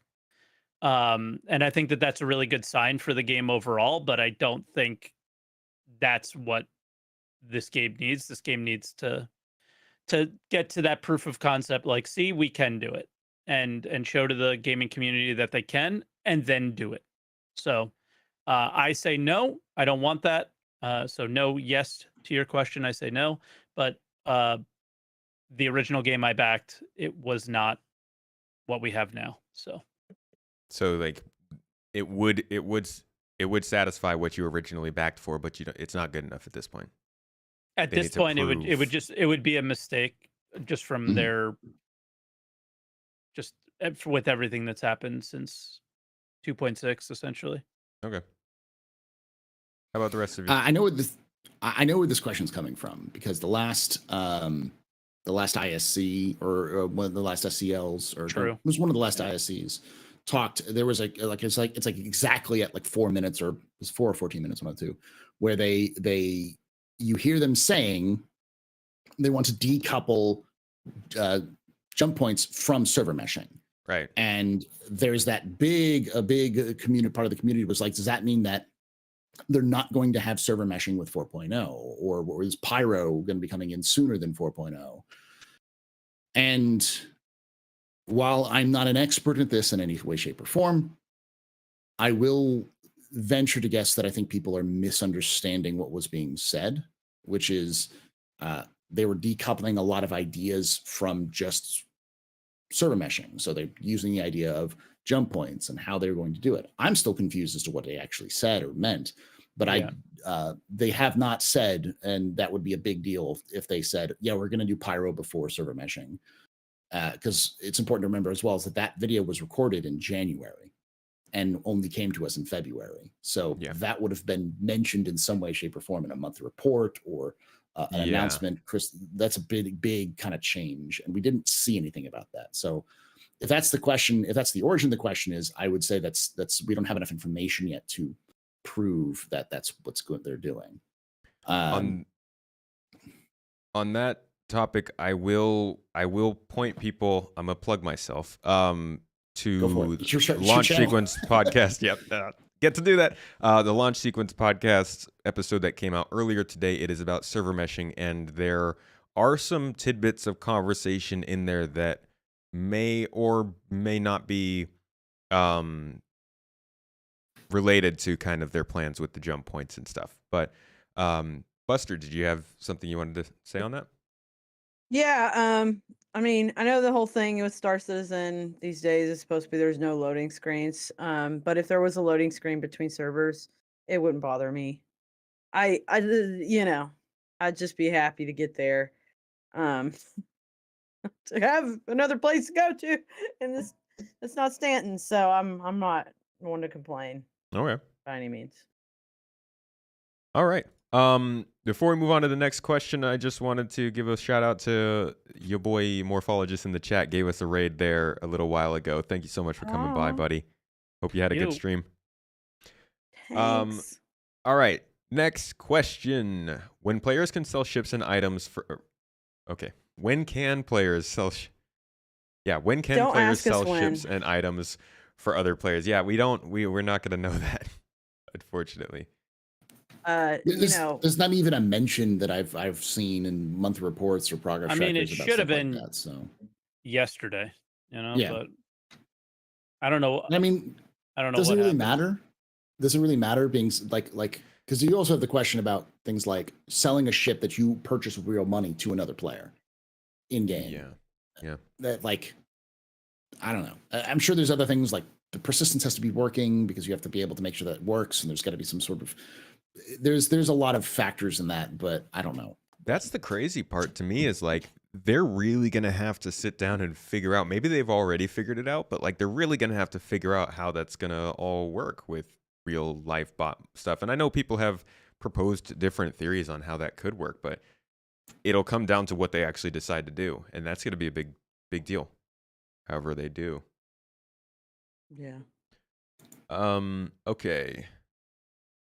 Next question is, do you think 3.18 should go live even though there are some issues still on there? No. No.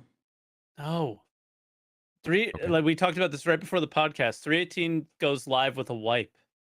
It's like one of the few opportunities that you get to play Star Citizen like in a like starting first day of an MMO kind of feeling, and you could just play and you can start with like one ship and see how it feels. And what I think about 3.18 that's so special is that the players have so much more choice now of what they can do to make money and have some levels of progression. You have racing now, you have salvage, you can go in different directions than you ever were able to before. Like, why would you want that ruined by the elevators not working in the game? Like, it's just silly. Yeah. Yeah, the way to finally like make a living is actually going to have some diverse stories. The last time we had that was last big wipe was, I guess, last summer, but before that was 3.16, 3.15. Yeah. Yeah. And even back then it just wasn't really as diverse. How about the rest of you? I agree. I mean, I totally agree. No comment to be added. I will say part of me wants them just to kick it out the door and fix it later. Just because it's been in development for so long. I get the argument that, like, you know, it's you only get one shot at a brand new experience like this, and CIG has puffed themselves up a lot with this experience, saying like this is, you know, new experience, all that kind of stuff. So, but I also think that CIG, and you can tell from everyone at CIG, they're done talking about 3.18. They're done doing things with 3.18. They're already worried about 3.19. So I think when push comes to shove, CIG will get it good enough and release it. And I still think that's going to happen sooner rather than later. They don't want to have to be releasing 3.18 on a run up to 3.19, which they have seemed to dig in their heels. They very rarely dig in their heels with these sorts of things these days, and like with release dates. And I know sorry, because Tyler's going to be thrown those quotes at his face every single time he opens his mouth. Someone's going to pull that screenshot up and just put it into a tweet, or put it straight at him, being like, "You lied, you lied, you lied, you lied, you lied." Because it doesn't matter if it's a mistake or other things happen. That's all it cares. You open your mouth, you said this is happening, and it's not happening, so you lied. Yeah. And I made the mistake of repeating their 3.19 in May claim. We'll see if that happens, because I mean they are going to put out a patch before Invictus. They have to, but whether it's actually 3.19 or not is obviously always up for debate. So we'll see. So sad. That's the only time they have to put out a patch. There's only 2 times they have to put out a patch, and it's never about the game. It's great. It's always about money. One of my favorite things. Fantastic. But what was I going to say? But I have hope. I have been hopefully not overdosing on the hopium with when it comes to this, the 3.18 coming out this month. So I hope it's in March. Okay. What do you think? And I see this chat already going on in chat. What do you think will be the final business model of CIG when the game goes live, as I don't see the ship purchasing method sustaining? Okay, so I'm going to take a crack at this. One, Squadron 42 is going to pipeline a lot of new people into the game. So people are going to purchase that game, and then they're going to, in turn, purchase Star Citizen as a result of it. 2, obviously, there's going to be a marketing thing going on for it, so that'll help. 3, they've said in the past that they weren't going to sell ships after release, but I don't know if I believe that anymore. I do think new releases will come, and I do think that the model from that point is customization, hardcore, having a lot of ship paints, having a lot of, you know, little things you can buy and do that will somehow make your gameplay experience more enjoyable. And then the tech that they're creating right now for Star Citizen will be sellable to other companies. And if it's not, they are going to be screwed, because they've got to sell that tech to other people. I think it's a next step. It's just, to me, it's a goal. It should be a goal to sell some of this procedural tech to other companies for you. So that's how I think they're going to make money. And then of course merch. I think merch will have an expansion. I think it has to when the community's that much bigger. Especially, like we're talking about after release, right? So I think merch is going to have to not only get diversified, but it's going to have to be in greater quantity and again, just diversity. But I mean, other than that, I don't know. I mean, maybe sponsorships with other like say Coca-Cola wants to have a soda in the game, maybe something like that, maybe partnerships with other companies Oh, that are man. relevant to the game. I don't want to see a lot of that personally, but I'm just saying it's something that I wouldn't be surprised to see is a little bit of product placement. But who It'd be knows? cool. It'd be cool if they did that, but CIG made sure that all the companies that did do that had to agree to have like a 2900s Yeah. version of their company made to be A lore advertised. version. Like same Yeah, colors, same iconography, They- but like They There did would that have with to be a AMD. whole branding, the new branding that would go on for every one of those. Yeah. I also think, yeah, like cosmetics and customization. I mean, the fact that they're giving us habs, they're giving us hangers, they're giving us ships. Like, there's so much opportunity for props and stuff that you can buy or decorate Yeah, inside silly of little those things. things. Yeah. Who else? Go ahead, Astro. You sounded like you were going to say something earlier. Oh, Mike, no. Mike, are you saving up? No, it's just I'm basically going to say the same thing that Buster said. Everything is the same. I think the only major difference is that CIG needs to walk a fine line and make sure that cosmetics and customization are also available in game without pulling out the credit card. And I'd love to see CIG make it so that people can purchase the ships that they release that were concept or that were like they pre-sold the same day in game as you could buy that in buy it with real cash. Because while I know that's like, well, but then people won't buy it. It's like I think still people would still buy it because they want it, and you would still have to work your way up to purchase that ship. And people, it's the impulse purchase sort of thing. If you want to, if those people who are going to buy that stuff will buy it. But if people are like, I don't have the money, but it's available in game right now, they'll be hyped about it and promote it more. So, but yeah, the same thing. I think you're still going to see more Ship sales. ship sales and stuff like that. I don't think that's going away. And I think, and every time, I hate to sound cynical, but I've heard this so many times. CIG has to stop selling ships. They say you have to stop selling ships. It's like, it's going to hurt. It's going to bite them in the butt. It's going to hurt them. It's like, I've heard that story before and it's never happened. Doesn't mean it can't happen. It could, but at this point, it's just almost like background noise. I think they Yeah, made okay. $100 million last year. What, like, Yeah. Well, they also had the biggest, like, despite all of the problems they've had this last January was the biggest January they've ever had in sales. And with it's like, 318. with 318 in the garbage state it was, and God, that's 317 in so- the garbage state it was. It's like I don't know how CIG does it. Are they just immune to it? Like, I don't know what's Dude, going on. it's such a lack of competition. That's what it is. Like, people keep coming back to Star Citizen. I mean, I'm as confused, honestly, as a lot of other people, but people come back and actually play it every once in a while. I think a lot of people will play it and then put it down, but people are playing it and picking it up. And I think, this is kind of the bummer of like Elite Dangerous and how things have gone for that. But I think like people just kind of want to be in space, and there aren't that many games that let you, and that helps them. The ships help I think too. it's also the lack of information.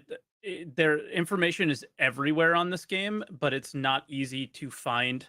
Like, there's not one clear, like, this is Star Citizen, this is their funding model. It's not like it would be a 4-hour-long video, so it's not easily digested, right? So a player gets involved in the game.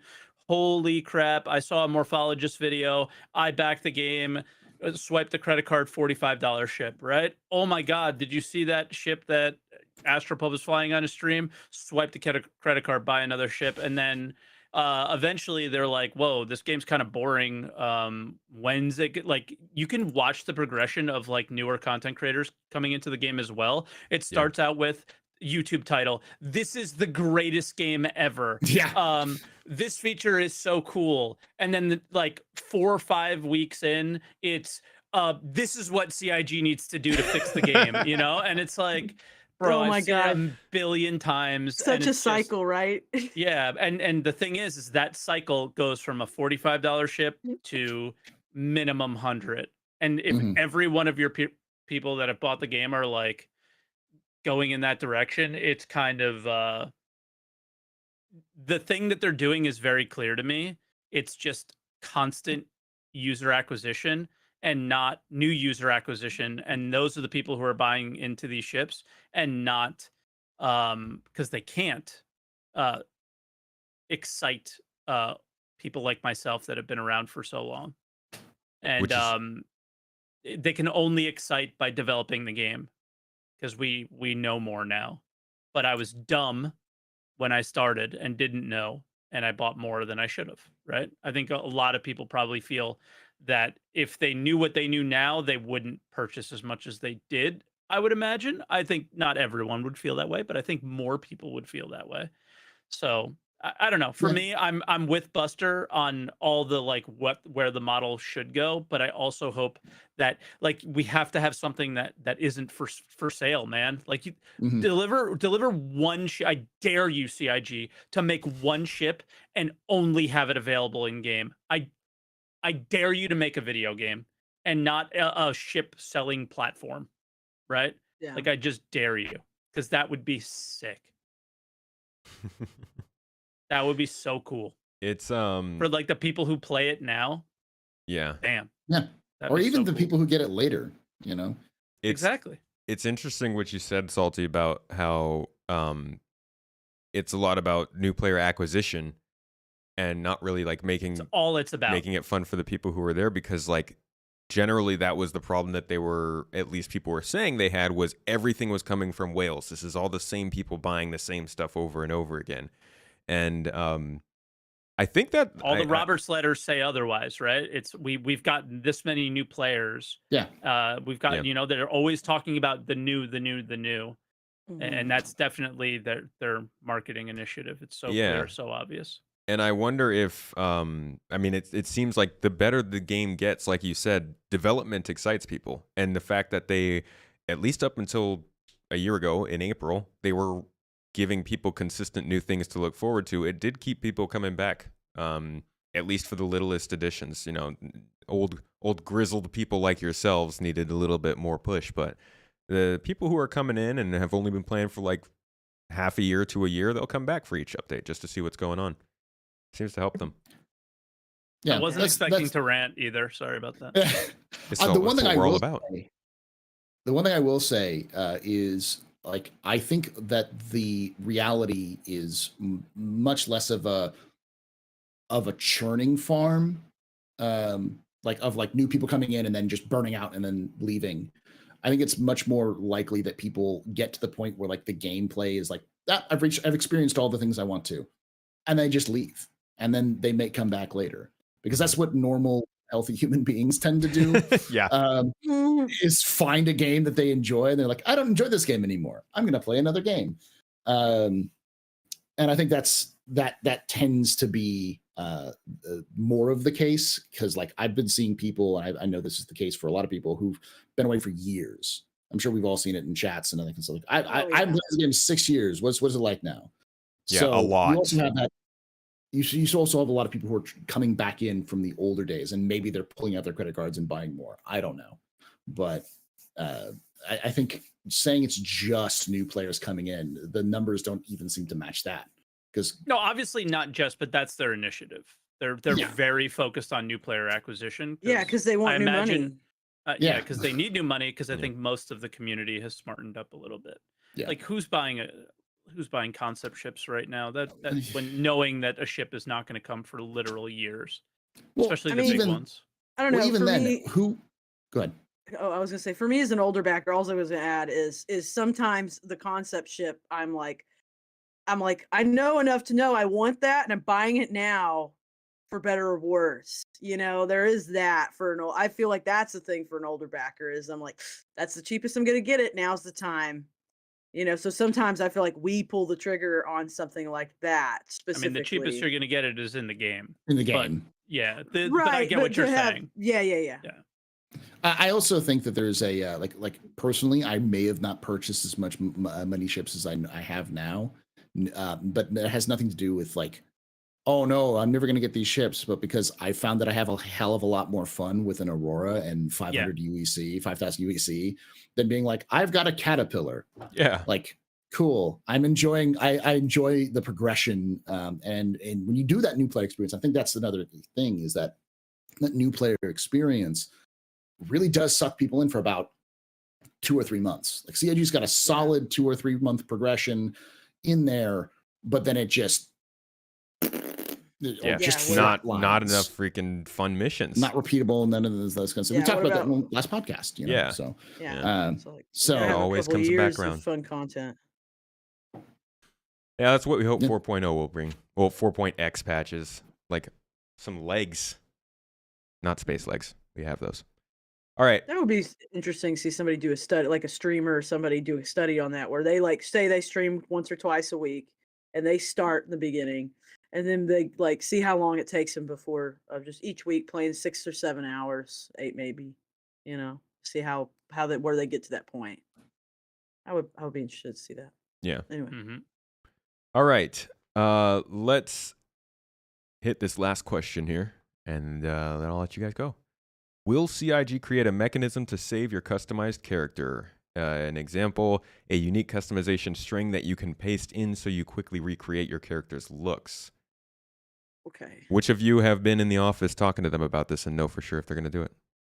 I'm going to tell you something. I'm a pro and I know my recipe. I've had the same recipe since there was the ability to have a recipe for a face. It's like, I know it's so good. I don't need one of those dumb files. I don't. Oh, rip your recipe soon though, maybe, because they're adding a bunch of new faces and stuff, ones. right? Oh yeah. But if they keep the old ones, I'll still have my recipe and I'll just have more to add to it. So yeah, it'll change. I'll throw a little more paprika in or something. But but as long as I keep the old faces, that's not an issue for me. Fair enough. But when? It's another when question. Yeah. No. It was a will question. Oh, will. That's true. It will happen. Yeah. It will happen. Yeah. I think the last hurdle that we know of would probably be the PES. And PES adding being in for the more. So, yeah, obviously. Because like just prioritization of like what the other people that could do that need to do, and then if they decide that that's more important or not, right? Yeah, those people are probably the same people who are doing database stuff for other stuff as well. So it's like, would you rather is it more important to have your character like looks saved now, or is it more important that your loadout doesn't fuck up every 5 minutes? Yeah, I'd rather have lockers and like saved loadouts. Yeah. I guess I kind of see the point of that is like is beyond just the individual user. Like think about like somebody who's making machinima. If they have that, then like somebody could shoot scenes with this, like multiple people could shoot scenes with the same character at the same time. Mm-hmm. And then they could, they could put it all together. Like if I could see where the need for that arises beyond just hey, I'd like my same face each time, but also like the practicality for somebody who's interested in machinima or other things. Also, I mean, do we even need it now that I think about it? Because we have one character, the game goes live, that would be your character. It should be. But so why would you I think every time the patch happens, so like between 3.18 and 3.19. No, I mean for the future. I mean like launch. When it's released. I guess it's more of like if your character dies, like what's this Death of a Spaceman stuff, like they finally have a real permanent death, then maybe some people want to be able to keep the same face, like going to the next generation. That's where I could see that applying. But like you have a starting point and you can maybe change it. Yeah, to me it would be cool if like it actually just auto did that, because you're the same family man, and then you had to then it requires you to make a slight change or something. But I could get some people who are like, I just want to be the same every time. You know? I see chat like making fun of me for saying launch, but like if it's a feature that is planned for launch, that is like, well, you wouldn't need it to save because your character is your character. They may never work on it. That's the reason why I said that. Yeah. I can do this is the last question. I can do my hot spicy take on Do it. launch. Let's do it. End us on Okay. a spicy note. CIG is never going to launch this game. You're never going to see a Star Citizen 1.0. You will see, at best, you will see they'll reach a point, they'll get to a beta point, and they'll get to a beta point where they'll just say, we're not going to wipe. Reserve the right to wipe, but we don't want to plan on wiping anymore. And they'll just constantly add content, and it'll basically be soft launched. And the reason why I think of that is because of two things. One, CIG is likely going to face lots of legal litigious stuff if they said it's released and it doesn't have 100 systems in game. Oh boy. Because they'd be like, you promised 100 systems, and so that's just a legal nightmare. And that's one. And two, other games have done that. Warframe is an example I pull out all the time. It's still in early access, or at least it was for like years. I think it still is. And Warframe, most people say it's done, but they're still adding new stuff to it. So I don't think CIG will ever officially launch Star Citizen until they get that 100 systems. And we all know that could be, CIG could invent a system that makes it much faster. I don't know. They could be developing it in space by that point.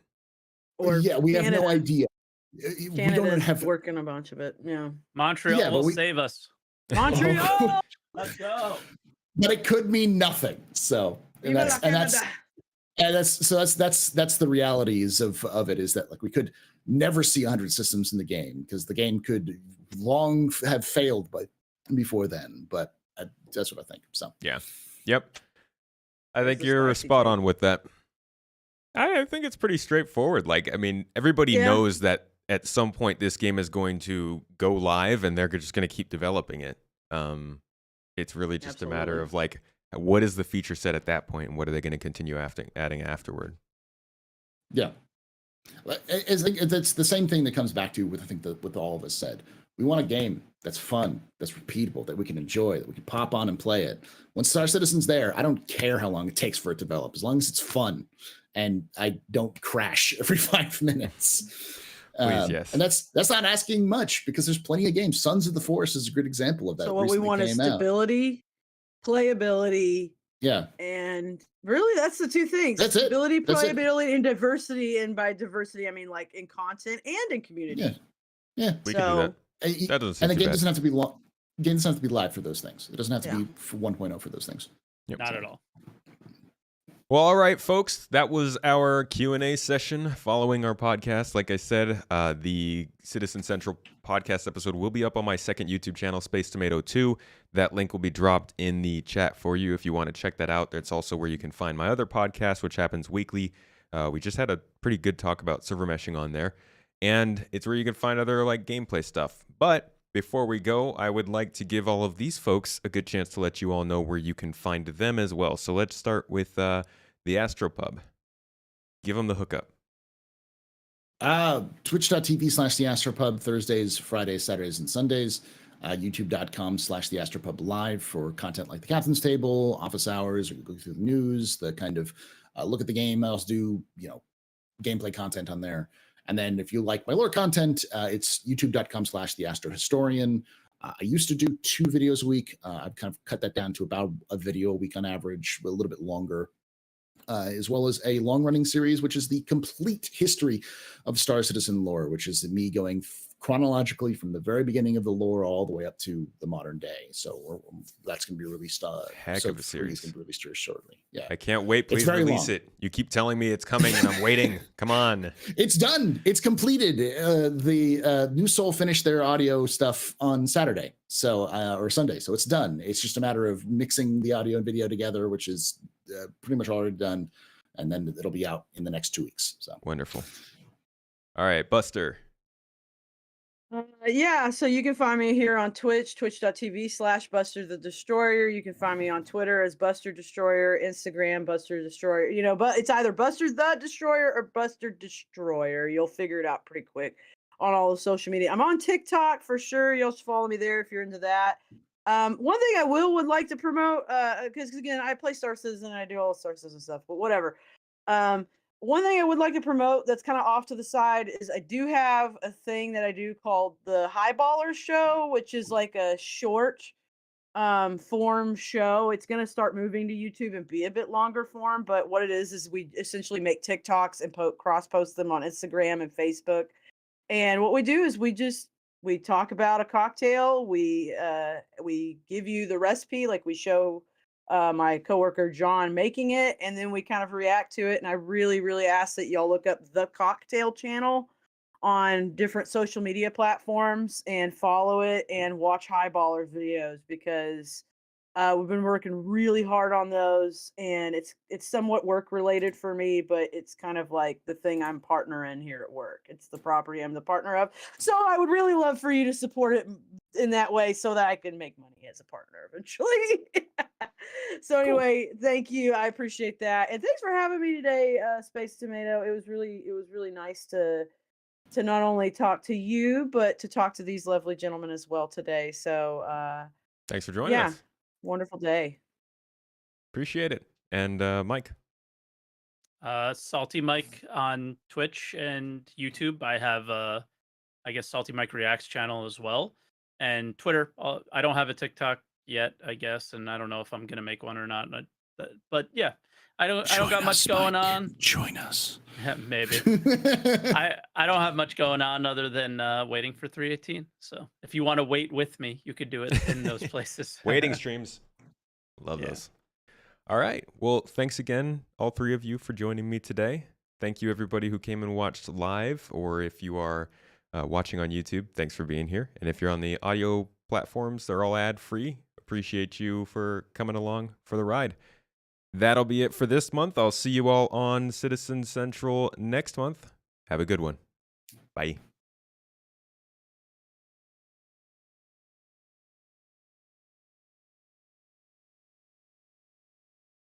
Oh, I'm going to send us out on a raid, so stick around, folks. Got you headed towards the Dark Law.